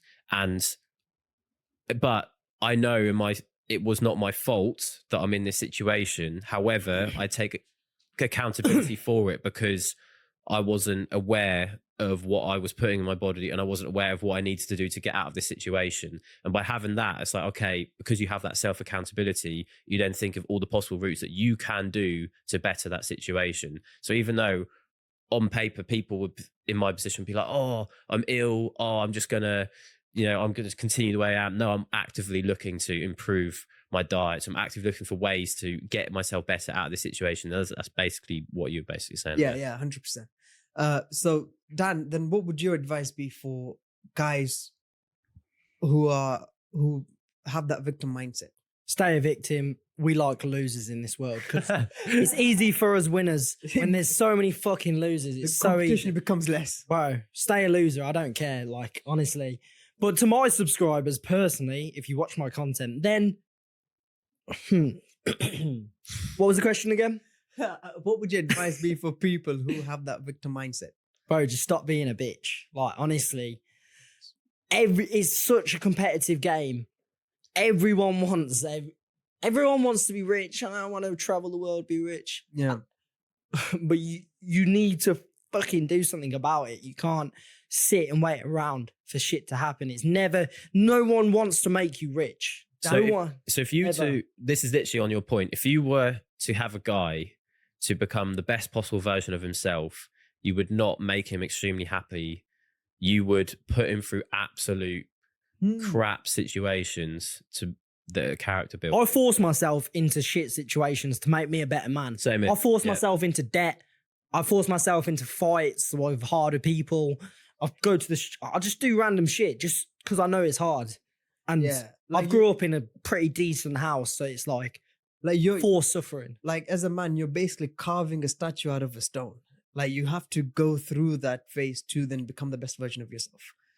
Yeah. And it doesn't always have to result in like real pain, but with pain obviously becomes a lot of growth. Yeah. And personally for me, like, I'd say I've had my fair share of pain, but I don't want to fall into that victim mindset because I know every time I go through something, I always feel there's someone worse off, and there always is someone worse off. but there's someone better off. So people, it depends how you see it, like the glass half full, half empty situation where it's like, oh, I've got this issue in my life, I've got this shit going on, I've been used to look online, someone's in a much better position than me. There's this Instagram thing. Someone else. Would you risk your life right now for a random, out of the billions of people on earth, would you trade your life for a random statistic, a random person? Yeah, absolutely not. Like, would you do that? No fucking, Absolutely no. Because you could end up with some cancer patient or something. You could end up as a child Legless, in a really poor, legless lesbian. like developing country. Yeah, because only a small proportion of people are actually living a comfortable life.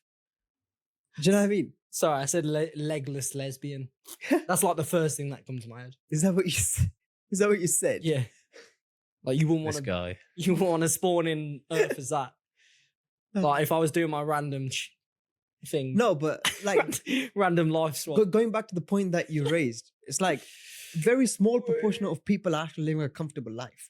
Yeah. Like 80% of the people are actually, they're either in a very underdeveloped country or they're going through living a miserable life or etc. etc. So you should be like happy. That's why my situation, I'm very, very grateful, despite going through, say, breakups, loss of family members, to chronic illnesses. I'm still very grateful for the upbringing I've had and the life experience I've already had at the age of 24. Yeah, yeah. My next question: should ambitious men date seriously in their 20s? Well, no, I'm just drinking. Go, Ben. Again, this is all situation based. I would personally, this is my route is that I wouldn't go out looking for it, but if it happens, it happens. Right. And it's not a bad thing. Right. So you're like, okay, I'm gonna open myself up to the possibility of finding. No, but you don't give yourself the chance. This is what I noticed. Like when I was single, I was actively speaking to women and making them a part of my life, not even in a flirty way. Well, yeah, in a flirty way. But could you manage that with work? Of course. Like my job is, you know what I was doing yesterday? Like going around fighting. What would I do? I would have just spoke to more girls. Random girls. Yeah. Obviously not now. I am in a relationship. Were you talking to them with the intention of dating someone seriously or just to have a one night stand? Bro, it's One night stand. Right, we're treading on thin ice here, so let's me think how I'm gonna word this. Because your girlfriend's gonna be watching the podcast. In the past. In the past. This is all in the past. Like now it's bliss. I don't speak to women. Yeah, I literally don't. Yeah, that's fair. Again, my question is, because when you were talking to them, right? Yeah, it was all. This is gonna sound bad. When you were like, it's objective based, but why do I speak to my friends? It's all a transaction. Like, what do I speak to my friends, even like we're bouncing knowledge off each other. That's somewhat of a transaction with same with you. Like it's all transactional. Your argument is that like I'm gaming. You've got to your current situation in your relationship because you've had to build that skill of being able to speak. It's to a people. skill, bro. Like, yeah, I wouldn't have been able to get with the girl I'm with now if I hadn't put in them reps. But should you be dating seriously? Like, should you be serious about dating someone? If you like the girl, yeah. I'm dating seriously. Yeah, so like, that's where if it comes up, then it's fine. It's come up for me. But, yeah. The argument is, I believe you shouldn't go out looking for it at our age. It's not going to come to you, but you're our age, okay, yeah. But what are you going to do in the meantime? Like work on yourself, work on your business. But if you've actually got a goal, like you want to hit 100k subs, you want to do full-time YouTube, all that thing. Well, you already are, but like to a greater extent, right? And that's all that's on your mind, like most of the time, right? So, well, I don't believe in masturbation, and that's a big thing. I hate. Well, I'm a big NoFap guy. And would you say that's helped? Bro, that's helped huge. But like, but sex, I'm all here for. But why is that? Okay, quickly, why has that helped? Like the NoFap? The NoFap, because no one wants to. Cavemen didn't beat their own meat. How do you know? Well, they might. Know any? No one's Yeah. looking. Yeah. Mate. No, you've actually said it to me. Like energy levels, man. Energy, bro. Like you need your sperm. It's the most powerful source. Yeah. I haven't masturbated in a month, and On my days, I feel on top of the world. Like it's facts. Yeah, it just gives you that extra boost. But to release it, I also don't think you should do it with your hand. It should be done with a Yeah, woman. 100%. But that argument of why you do that is what we agree on. We agreed that your sexual energy is much better reinvested into something like your purpose, like rather than just wasted energy, right? But I don't know why you don't want to try and like it's a whole nother ball game, women. Like, Yeah. No, you don't want to even try. no, because the thing is to Flip your coin, Yeah, but roll the dice. to keep a relationship alive requires a lot of effort. Like if you're in a serious relationship, you have to talk to that person on a daily basis. You have to spend time with that person on a daily basis. You have to be there for them when they need you. That's what I mean. Who are the most successful people? The people who can handle the most stress. What is a girlfriend? It's somewhat stressful. It's added stress, added pressure. That's a good point, but the point, Not always. main Not top- always. yeah, okay, Not not always, always, but yeah. the main topic of this is like based on our age in your 20s, should it be the most like the thing that you Right, kind of Nah, but you, optimising for? I think you never, like, I don't agree with neglecting it one bit. Okay, This is where we disagree, but I want to see I see why, but I can still do that. And I've never neglected women. yeah, that's fine. But I'd do it so as well. I don't masturbate, but I've never neglected women ever. Like, So I believe, again, back to the whole life maxing thing, you have to max out all your stats. And that relationships is a big aspect of that. And that's personally something I've not been the best with in the past. However, and present. But at the same time, I also believe that while you've got more energy, right now, it's just a bit of like, I'm investing in my future because I'm investing in myself right now, building myself up to the point where I'm like, okay, I'm ready for a relationship. I would much rather be in a relationship now to an extent where like I'm building something with someone. As I've said, I'd love my wife to be a business partner. It doesn't have to be the case, but I'd love that.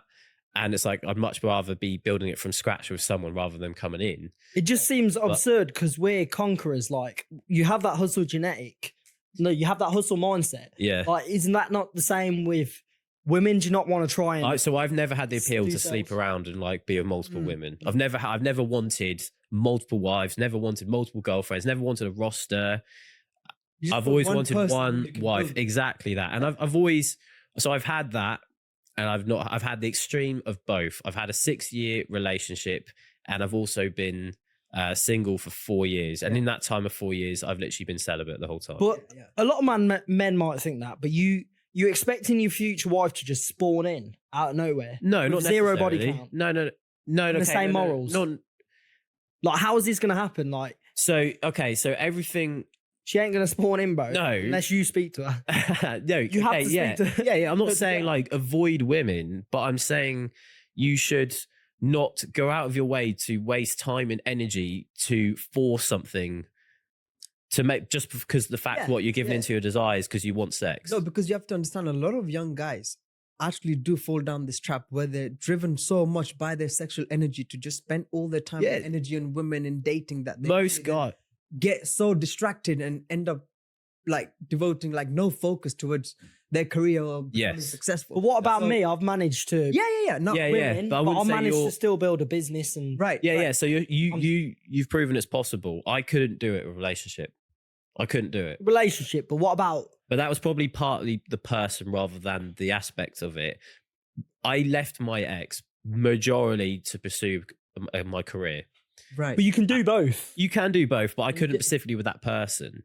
But I've not, unfortunately, not come across the situation where I've It's had like- the opportunity. Of What having about if both. you found a woman attractive? Would you not want to sleep? But it's Okay. not just about physical attraction though.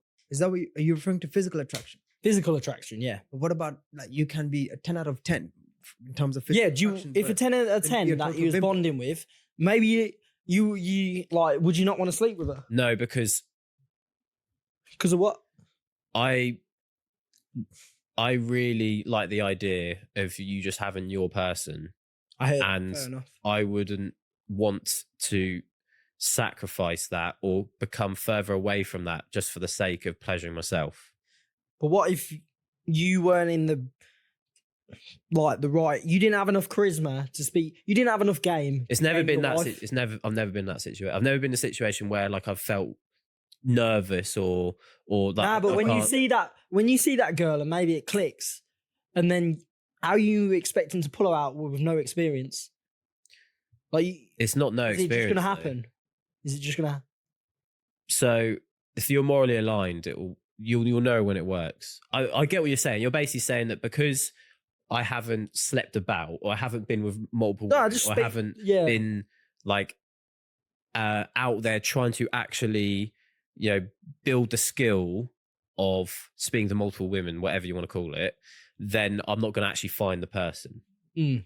But I always know that, okay, it's situation based. I need to put myself. So that's something I can confess that I don't put myself in enough social situations for that to happen. Now, I know right now, this period of time, the reason why I've been celibate for nearly 4 years is because when I split up with my ex, I didn't think I was going to be celibate for this long. What But were you thinking was gonna happen? I thought that I'd be celibate for a bit. And then You find- thought you was gonna find have the one? sex? I never thought about having one night stands. That's never crossed my mind. I've been in. My wanted mate's going to be another watching this now and calling me a liar. But I'm going to say there's been a couple situations where alcohol's been involved, and there's been like the odd slip up. I never went all the way, but there's been occasions where I could have easily slept with someone. I don't want to sound like such like a I don't know, misogynist or whatever. Yeah.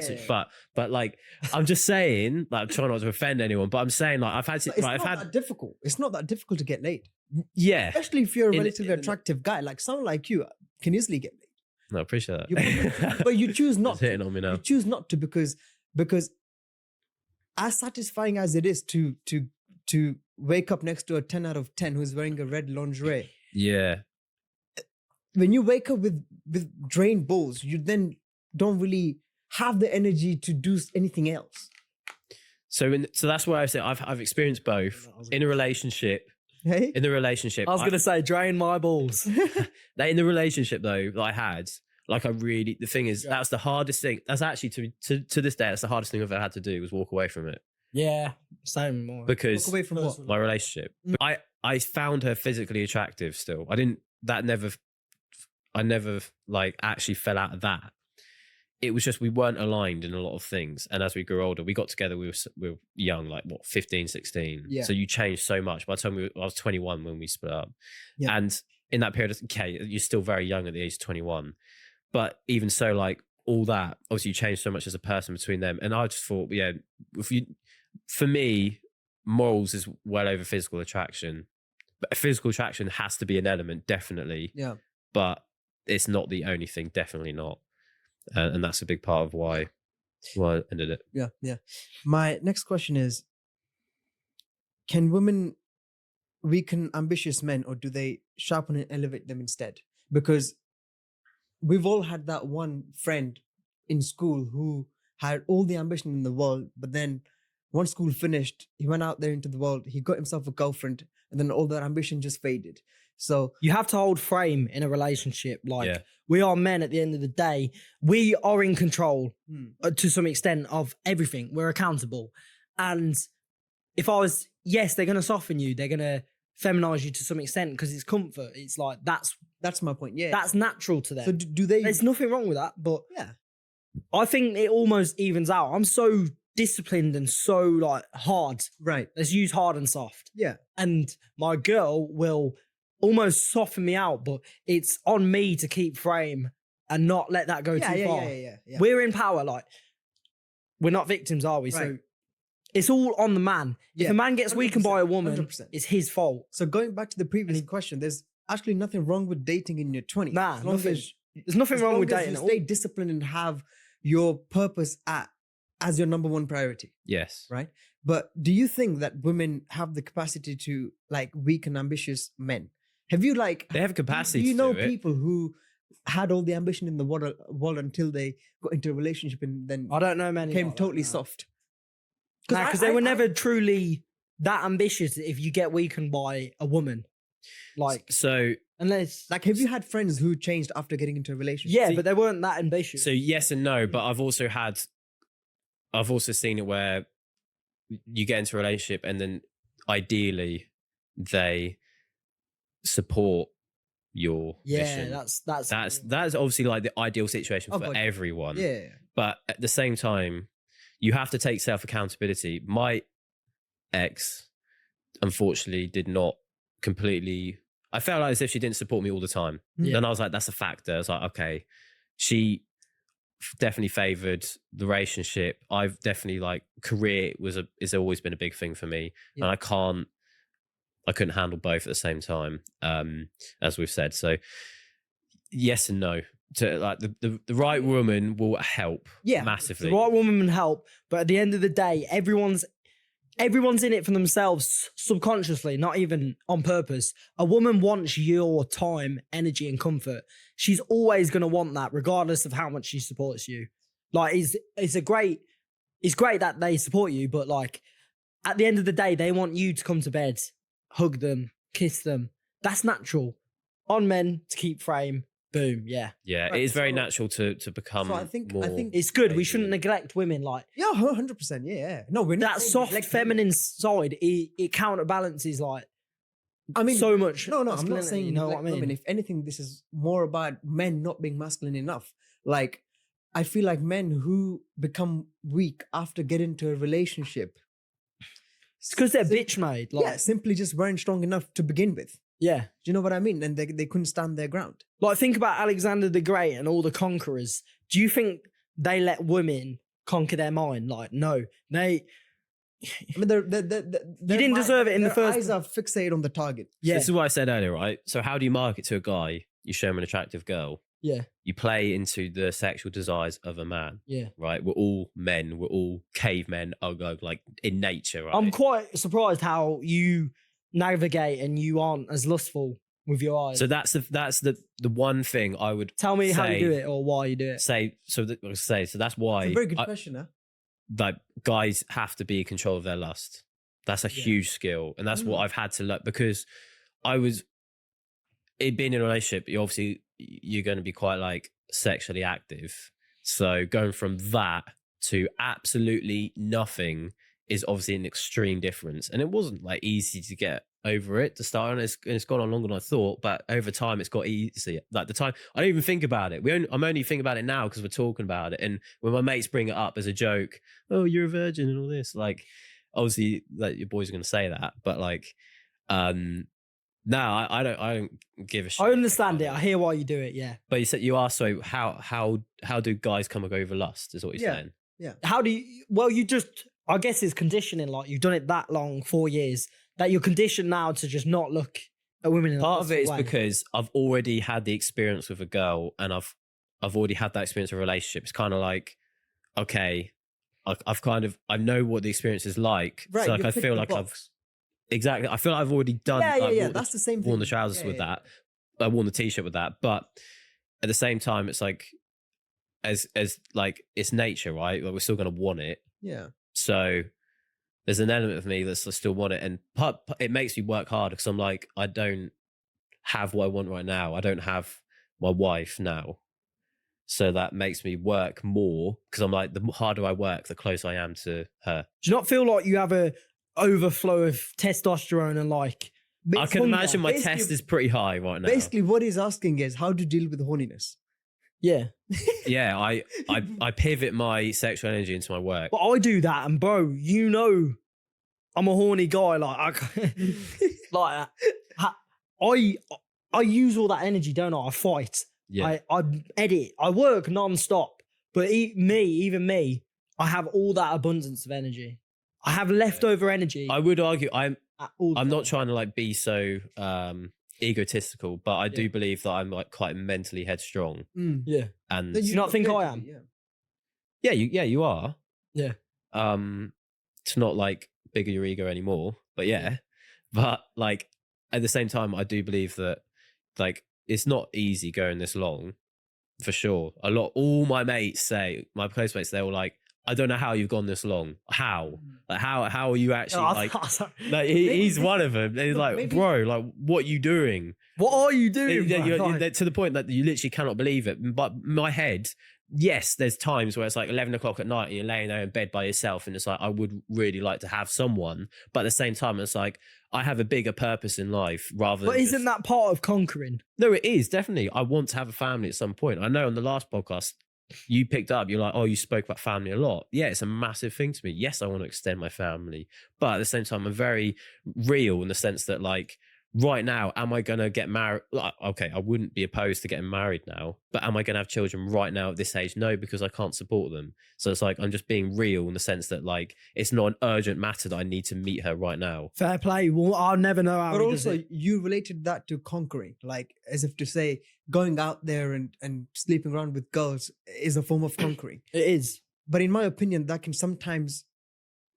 can be a result of insecurity, because you're constantly trying to prove whether you're capable of attracting women. And so you go out there more and more trying to attract them and sleep with them. Because in my opinion, I'm actually very much similar to Ben in this case, because I've had sex. I've had sex with, multiple women. And now I'm at a stage where it's like, I don't get much enjoyment from it. It's like, it's the same thing. So now I don't feel the need to go out there and hit on women and try to, But I found a girl that I really like. Yeah. And we've got a great relationship now.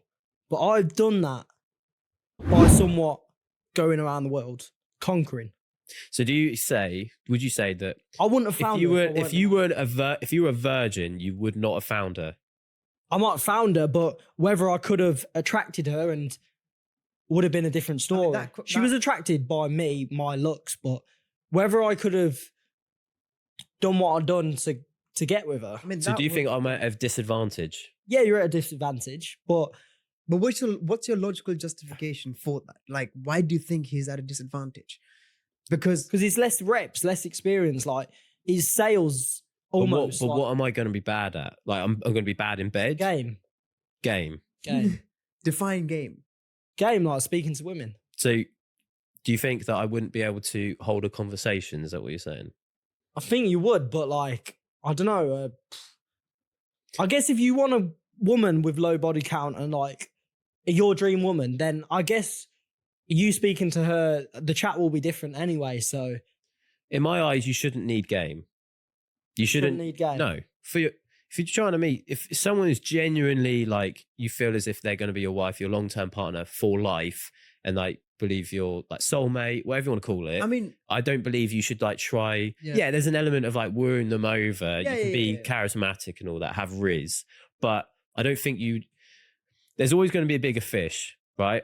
As much as I could. So I had a sports car, right? And I put that on a dating app, and it's like you get girls like the picture because, oh, cool. He's why got are you a on nice dating car. apps if you don't want to have sex? So he was trying to find it was a way of you can't find someone genuine. Right. Okay, yeah. So this is really? Why are you on a dating app? I've seen it where people have found genuine relationships. Bro, that's on dating cap. app. No, it isn't cap. But bro, no one's gonna find their wife on a date. I don't want to meet. Well, Alex someone on a Hormozy dating app. did. Yeah, actually, that's a good point. Right. Well, I don't want to meet someone on a dating app, hence why I'm not on it anymore. But I was on it of the chance of actually. So that on the chance of getting some sex.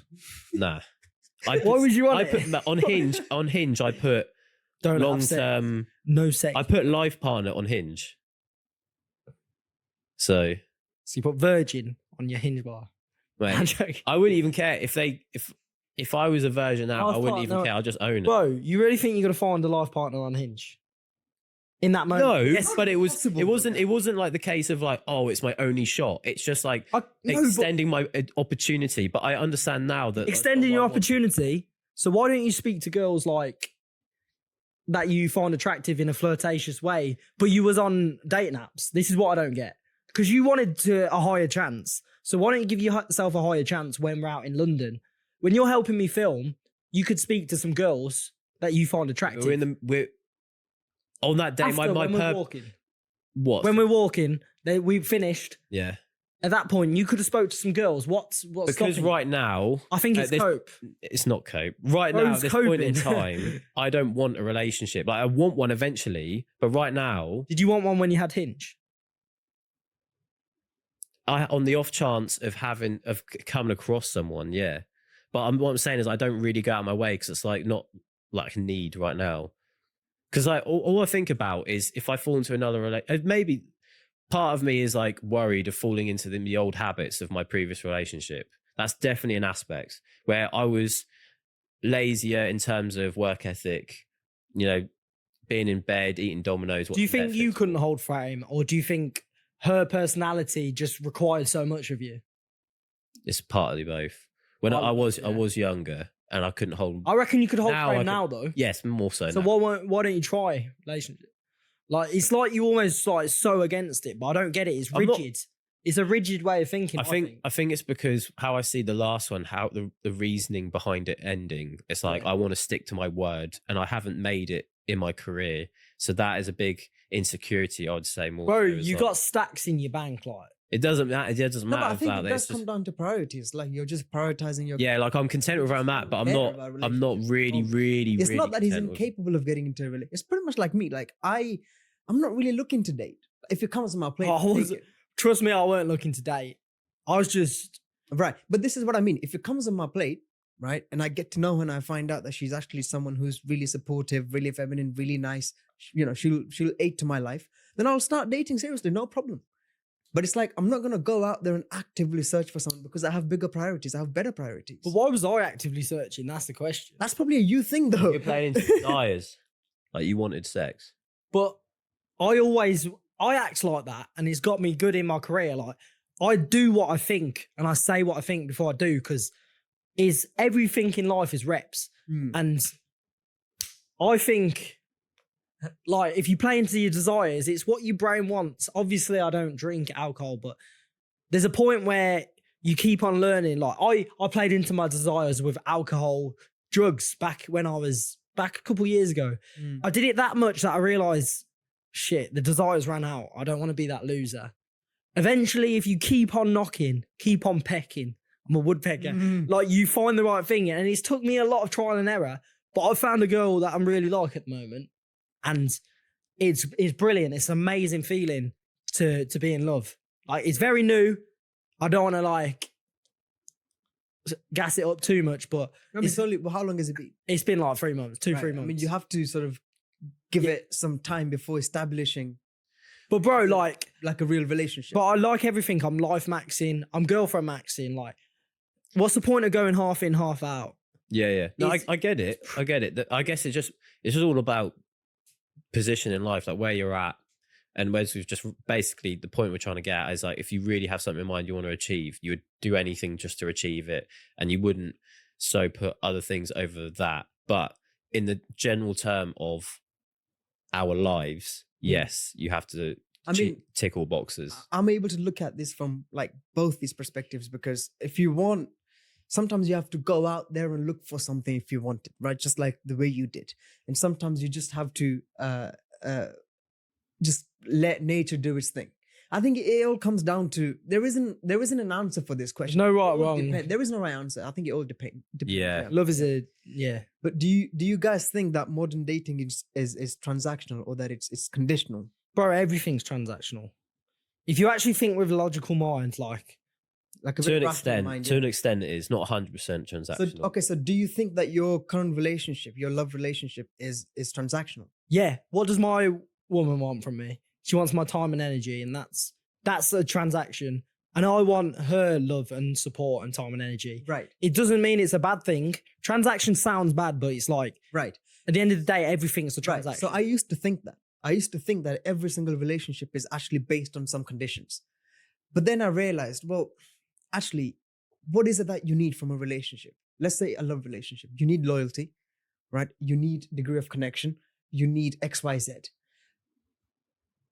But the thing is, I then started looking at these as prerequisites for that relationship to exist in the first place. Whereas it's like, in order for that relationship to sustain over a period of time, you need something more. Do you understand where I'm going with this? For it to sustain, you need transactions like love, time, energy. Like, that's transactions. So would you say that every single relationship then is transactional based on conditions? Yes. Right. What about you, Ben? Other than like, even family, everything is conditional. Based on conditions, right? Because if you're not a good son, if you're not a well-behaved son, you will get kicked out of the family. Yeah. In a way. Everything's conditional. It's transactional to an extent because as we've rightly said, there's a lot of metrics that like it's what you bring to the table, and a relationship is a partnership. Like you Yeah. both bring different aspects to the relationship for it to work, right? But for it to also work, there's other elements, and attraction and connection aren't necessarily so transactional as such. Connection more so, like the transactional thing. So for example, in your situation, right, you say like your relationship's quite transactional, but why does she not leave you for like if someone richer came along? No, well, we're getting onto connection. Like we have a great connection. Exactly. So would you say that connection isn't transactional? That's a good point. Yeah, that isn't like you can't fake a connection. Yeah. Like connection. Yeah. So there has to be an element of that. Yeah, but it is transactional as in conditional that if I started treating her bad, yes, she'd leave. So for example, that is, in your even though we had a like, connection. let's say if you, I don't know, you like, well, I'm quitting everything. I'm not going to earn anymore, but you're going to pay for everything. Like obviously that would affect it because it's the transaction of she's expecting you to pay for certain things, hold your weight. That's the transaction. She's the opposite, by the way. She's almost too far feminism side, but we'll get in terms of splitting. Yeah, like I make sure to hold frame because I don't want it to work like that. I ain't splitting shit. You want to pay for everything. Yeah, just for me to be like. And then she wants to split. Yeah, which is very good. That's good from my side because it shows she's the good woman. Right. But then how do you deal with that? Like, are you okay with her paying then, or are you not okay? No, I'll just pay. Like, but we've only met on holiday, so it's like a bit of a mazza still. But yeah, I'll just pay. Right. So we're saying that relationships are based on certain conditions. They're all based on conditions. There's always going to be a bigger fish, as I said. There's always going to be someone richer, taller, more handsome, better looking. There's always going to be a bigger fish, no matter what. Yeah. So that's where the transactional part, it goes against that. You have to have it. It's a necessity for a good, a long-lasting, successful relationship. But you have to have the connection, because without the connection, if it's just 100% transactional, then they're going to leave you for the next best person. Exactly. Yeah. And like, even when it comes to connection, there are some people who just connect with each other on a very like a spiritual level, where like they know what's going on in the other person's mind before they even speak, sort of thing. And I think to get into a relationship like that is actually very rare. Like, I don't think, and this might sound a bit, odd, but I don't think most people are happy in their relationship. So a lot of people stay in relationships because they hate the thought of being alone. Right. That is a huge thing. Very good point. And it takes a lot of mental discipline to be alone as well. You have to be comfortable. I actually believe men and women, at some point in their life, it's really healthy just to actually experience just being by yourself. I love being alone. Oh God, yeah. Yeah? I love it. Why? Right, it's so peaceful. Because, like, I don't know, I just love it. Like, when I had acne, I was alone. I didn't love it then. But I learnt the skill of being alone, and it's like, now I'm healthy, happy. Being alone is bliss. Because it goes against social norms. Like, we're naturally sociable beings. And to see someone like go to the cinema alone, go to a restaurant alone, that takes courage, because most people can be very judgmental. Well, we're all judgmental to an extent. Yeah. But being alone, as you said, is a skill. And I believe you have to be alone in order to experience the highs of understanding how good it is to be with someone. Yeah. And for someone who never experiences being alone, for someone that never experiences being alone, they're not going to have that understanding and gratitude for being in a relationship. But also, being alone is different from being lonely. Like, you can be around 20 people and still feel lonely. Yeah. Like, being alone is you just want to spend some time on your own, reflect on certain things, and try to become a better version of yourself. Like, I remember, I think this was probably after my GCSEs, when I used to go to the park for a walk, like every evening. I used to spend at least 2 hours there on my own. I used to take my journal with me sometimes and just sit on a bench and journal. And I think those were the most formative years of my life in terms of like mental strength and like becoming the person that I am today. Like, if it wasn't for me spending time alone, like I think would have been a much different person. I don't think I'd be sitting in front of a camera talking to you today. Yeah. That's So, good. Yeah. So like, I'd say I like, encourage spending time alone. yeah, so do I, as I Yeah. said, but I would say the only downside to my current situation, or one downside, is that when I do go into a relationship and like I really, really like the girl, etc., and I want to pursue it, the one thing I am going to find hard is actually not having so much time by myself, because I've become so comfortable in being by myself, not being lonely, but having my own company, because I've like been able to thrive in it. I think Business. you're like long distance relationship. Well, I did have a long distance relationship for a bit, not as long distance as you've got, but and that worked for It gives a while. you space. Yeah, space to breathe, definitely. But yeah, that's probably the one hurdle. But time will tell when I have to actually experience it. Yeah. What do you guys think about dating apps? So we briefly touched on it. I've known people to actually have a genuine couple, the relationship out of it, but on the whole, no, I don't like them. Why is that? Why don't you like them? Because one, the stats are against you. The algorithm is against you. They're only pushing the top guys. I'm saying like I'm not even joking. I had like hundreds of matches, but nothing actually happened from it, because you see so many people, and it's a bit like, it's very overwhelming. Right. What about you, Dan? Have you ever? So shit. I don't even want to speak about it. Like, it's such a waste of time. But have you used them? Yeah, I've used them and I got nothing out of it. And why did you want to like use them? To get it, because so you could get into a serious relationship, or just like Just to game. casual, Just game. just to game? The best relationships I've had with girls that are friends of mine, or they've all come from obviously being in person, network events, whatever, work situations. This is actually a really good point. There's no such thing as an app to find friends. From what I understand, there probably is, I don't know. But you wouldn't meet your best friends on an app. Instagram and YouTube. Okay, that's where I found you. Okay, yeah, you can network, sure. But like my close group of mates, like my real close group, I didn't meet them on an app. So like your significant other is going to be just as important as they are in your life. So why would you let an app decide it? Dating apps are shit. Full stop. Yeah, I do think there's a big shift. Like I've seen stuff in person where people are going up to in-person pop-ups. Like here in London, they've got this thing where you do go speed dating. Like everyone ditches the apps to just meet people in real life, because you're missing that interaction with people. I hate texting. I hate small talk. Yeah, me too. I just want to like get to the point, see you in person. But the thing is, I'm not saying it's not easy for dating apps. I think but dating apps are psychologically damaging people in the way they perceive real connection. Like, is it changing that? it gives because it gives you the illusion of choice. Right.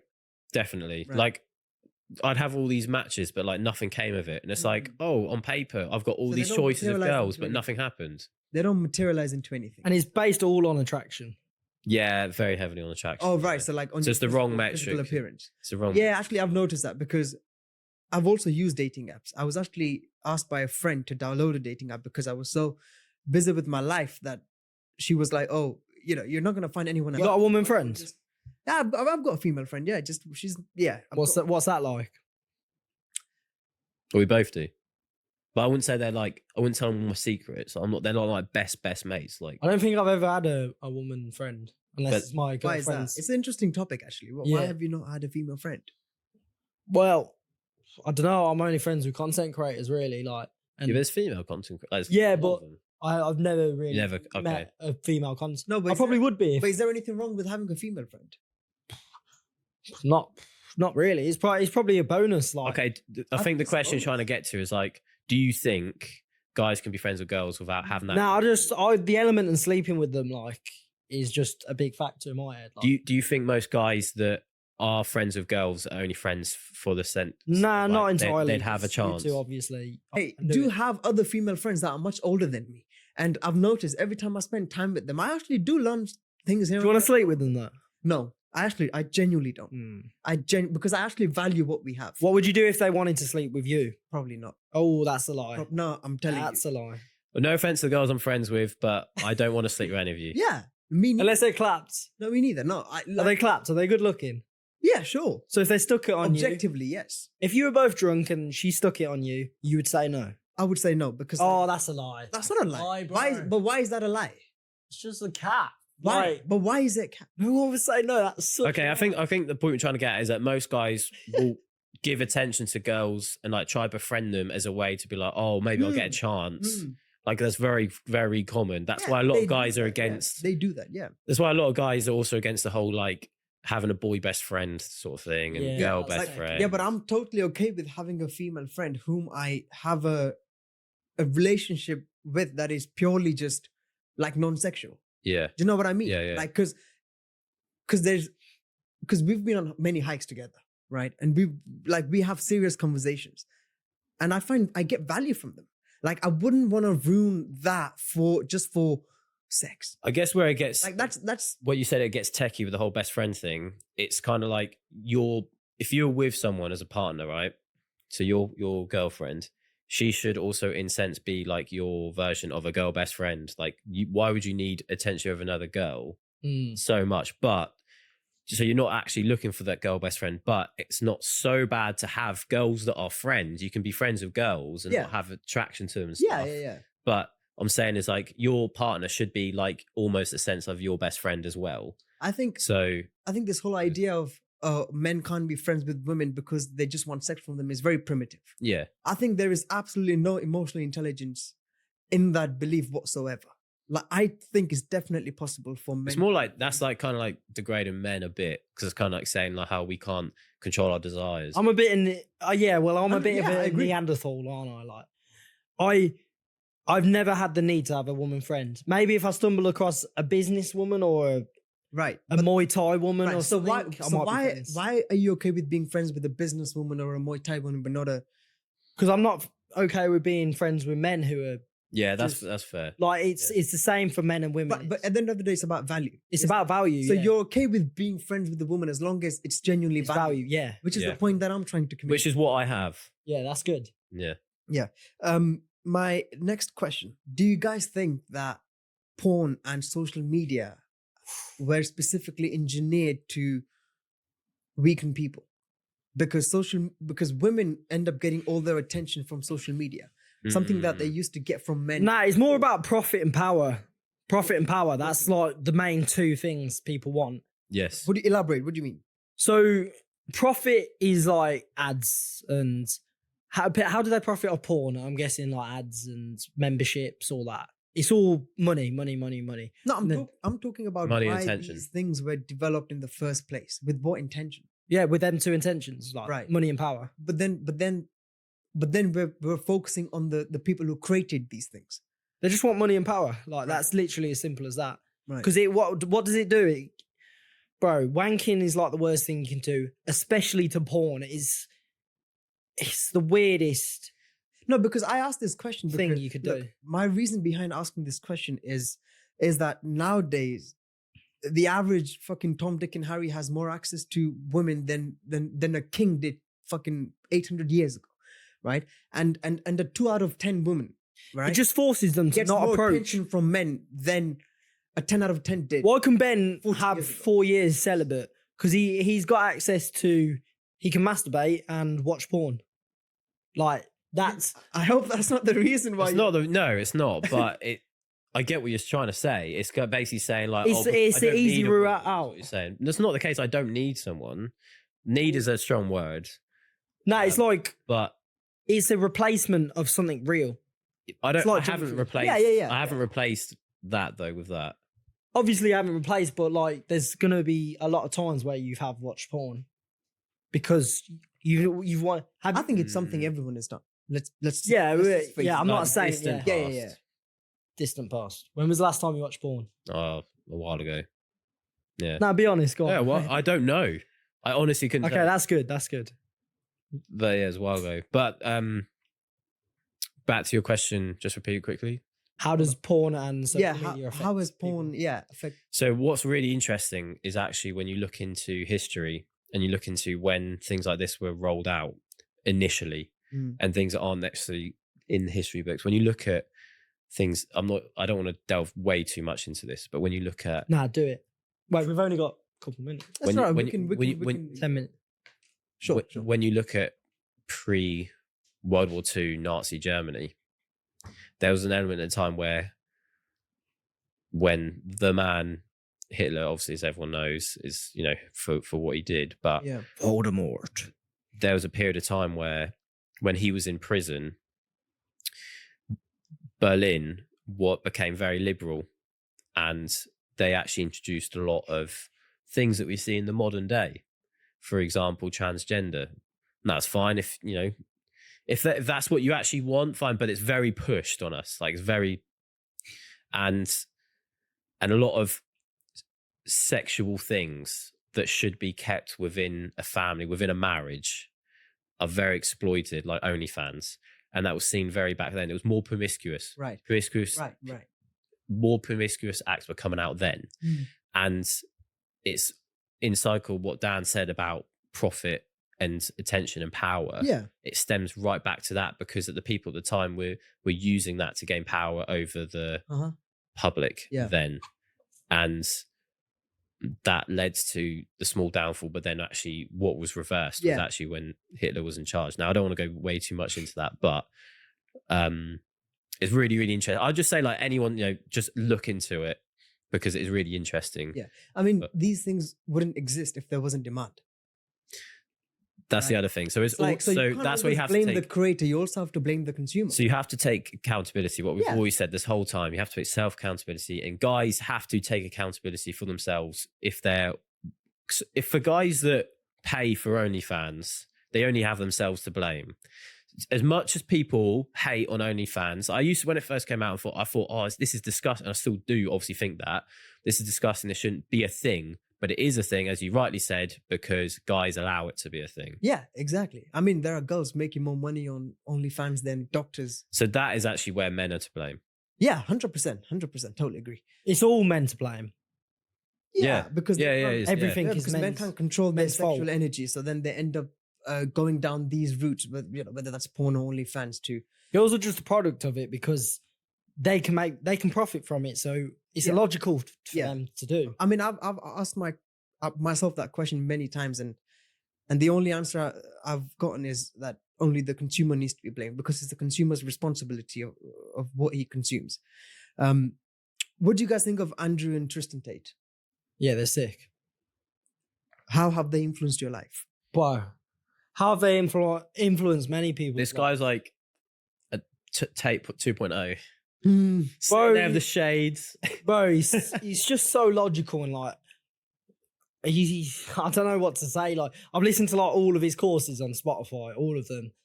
And when you listen to them, it's like finally someone thinks with their fucking brain, and nothing is whitewashed. Nothing is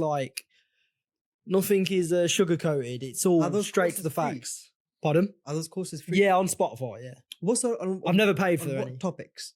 So he's got okay. I know why women get annoyed at this one. PhD, pimping hose degree. Like, yeah, you have all right to be angry. You listen to that course. Oh my days, it's full of knowledge bombs. Like all these things. Oh, his best course is the Hustlers University. Have you two listened to that? I would have seen a lot of clips from it, yeah. No, you have to listen to it. It was his body language course that I followed, that I did get a lot of value. Boys, Spotify, I'll send it to you tonight. You have to listen to it. Send it to me. I'll Hustlers University, like, it's sick. No. I mean, look, I don't have a negative opinion on Andrew Tate. I think What do you think of him? I think he's great.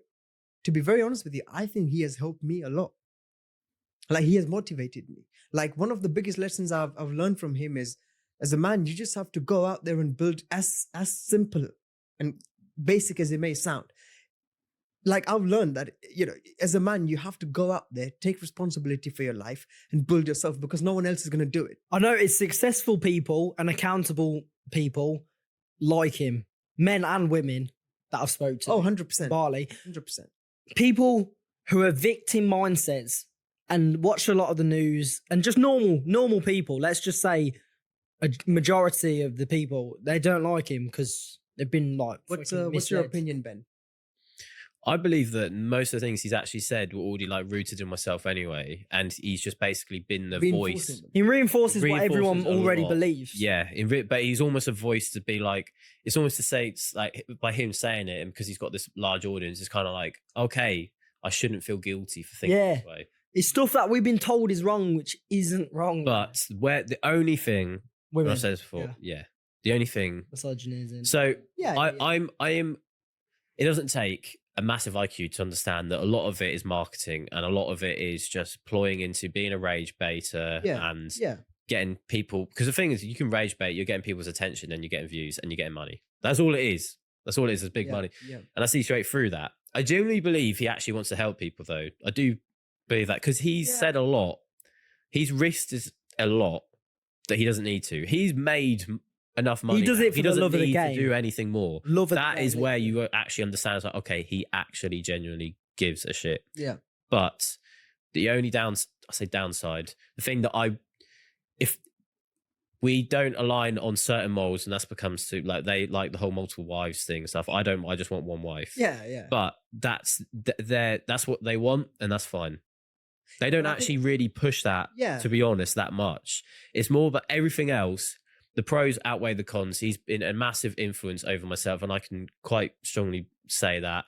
I've literally been called a misogynist before for actually like being a fan of his. They throw around these buzzwords all the time, and I hate. But I think a lot of people, especially young guys, have to be careful of the way they consume his content. Yeah, so they might take it the wrong way. Exactly. So that's the only other downside is that because when you're very young, and he would have had a lot of young viewers, are more moldable and more influential. They just interpret what he's saying wrong, like because the way he says it is for reaction. And then it's interpreted. Sometimes when you hear him talk, you get this sudden boost in confidence that is very artificial. It doesn't come from within. Yeah, do you know what I mean? Even when it comes to girls and stuff, like you then end up sort of approaching girls in a very vulgar manner, and it shit fucking rolls downhill from there. But why do a lot of uphill for me personally? So why do a lot of feminists hate him? Oh, bro, Andrew Tate's a feminist worst nightmare. It's like, tell me, bro, they have all rights to hate him. They're feminists. Andrew Tate's the opposite of feminism, like that. If that's simplified, it's the opposite of feminism. Well, first of all, what is feminism? Will you define? Oh, what is feminism? Bro, I don't even know. Like, it's just fucking. Because feminism, so basically you have this movement, right? You have this movement of women who, like, because in history, women didn't vote, women didn't work. It's the empowerment of women. But that's fine. Like, that's fine. Sure, everyone should be equal. Sure, there shouldn't be a gender when it comes to work. There shouldn't be a case of you're a guy, you can do a better job. But it's always the case. The logical side is the best person for the job. It doesn't matter the gender. So that's fair. Voting all fine. But where feminism takes it further is what I said, not only about it being an additional taxable income and like that whole ploy of getting that. I'm not saying our women shouldn't work. I'm not saying that at all. I'm saying, unfortunately, you now have the situation because it could be a woman just work. You can have a stay-at-home guy. Most guys don't want that. There are guys out there. I don't want that. He doesn't want that. I know he's shaking his head, but I'm saying that is another factor. But what I'm saying is that I'd L myself off if that was me. What I'm saying is the feminism movement has got so toxic to the point where it's like anti-men. Right. Yeah. And that is that's the small audience. I don't think it's that big of an audience though. I think it's more of an audience that exists online becoming only. Masculine, that's when the feminists start hating. Yeah, but I think that only exists online, like more. I don't really see it too much in person. It's a very small minority of people. I don't think there's many people who think that. And that's another thing, like it's not even the women, it's not even the feminist fault. Because men have been like at a hierarchy for so much time. Feminism is just like the equilibrium, but it's become too much. Out of that counterbalance. Yeah. I mean, look, it's like this whole debate of equality between men and women. Like, I think they're both equally important, but their role slightly. Their roles are different. But that's a fact. It's like yin and yang. It's like we have biological difference, strengths and weaknesses. Yeah. What I was telling Ben, play to your strengths. No, you ain't gonna have a man at home like looking after the kids stereotypically because they are hard and women are soft. Yeah. If we're generalizing, well, women are just better suited for that role. They mother their kids. Intelligent. They build a connection with the kids. Yeah. Like breastfeeding for months. Yeah. It should be the woman staying at home ideally. because they have that love. They have that. Yeah. I think No, we're I gonna have don't. to. We're just gonna speak for a bit more because we do have to wrap it up. Where I think we've Go been on. talking for about Give us 3 the hours final now. buzz question. Make it good. I want to understand your success strategy. Like, Win at any cost possible. but I want it to be like, I want you to give me like practical advice on what you actually plan on doing to achieve your goals in the next. First of all, what is your 10-year plan? Like, where do you see yourself in the next 10 years? It's rich, bro. Rich as fuck. Well, I'm very real with what I want. I Right. want to replace my corporate salary by being self-employed or having a business. Mm. That's my first goal, my immediate goal. And Within the you're next using 5 content months. as an avenue to get there. So I'm using content to, I believe, great video, by the way. Simon Squibb and Eman Gardzi talk about personal branding in depth. They probably changed the title of the video, but if you just search them up, you'll find it.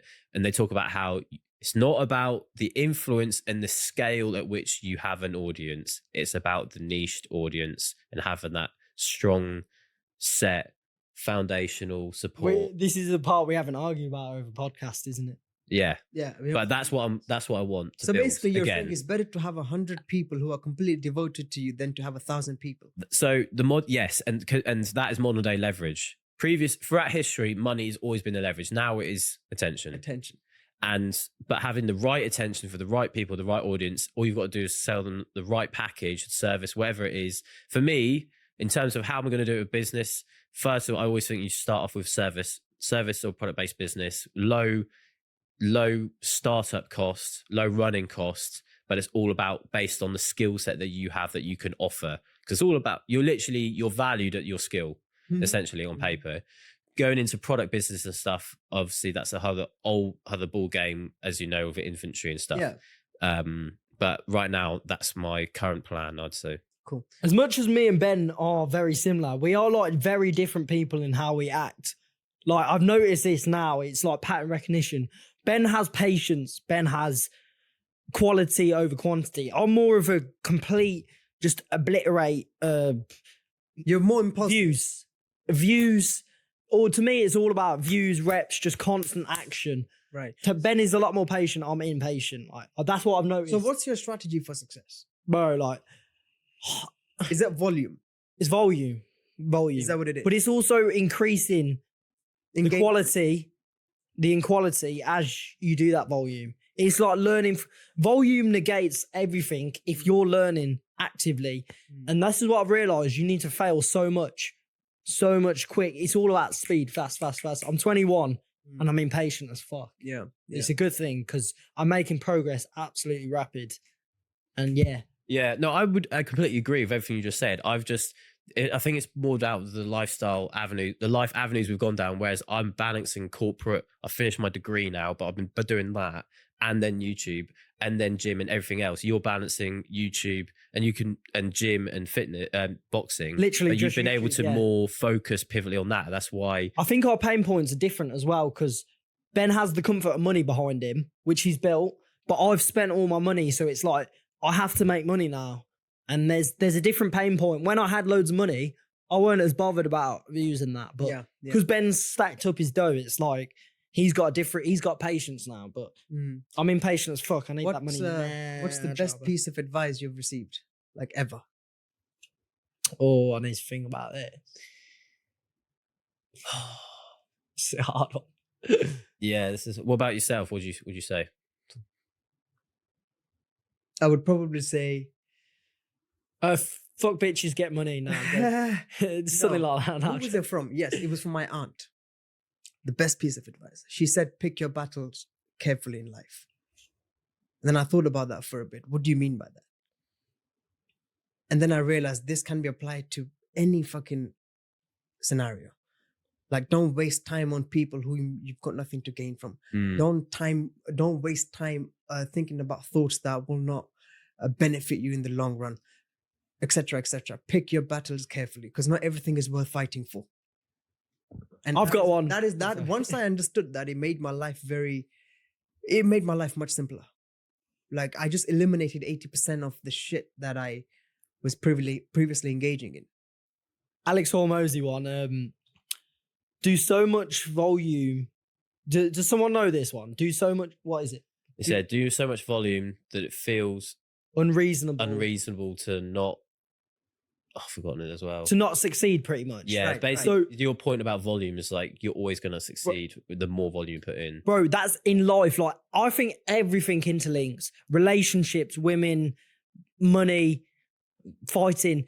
Everything is one thing. It's like everything combines. How you do one thing is how you do So everything. you're more about speed and volume. Speed and volume, just non-stop. Fucking What getting about at you, it. Ben? At it. Fucking non-stop. You can't stop me. He's a madman. There's loads of quotes I love, but I just like the general. I've said in the last one, I'll say it again. Like your network is your net's worth. I just love it because it's like already in this situation, we're linking up, me and Dan, making vids together.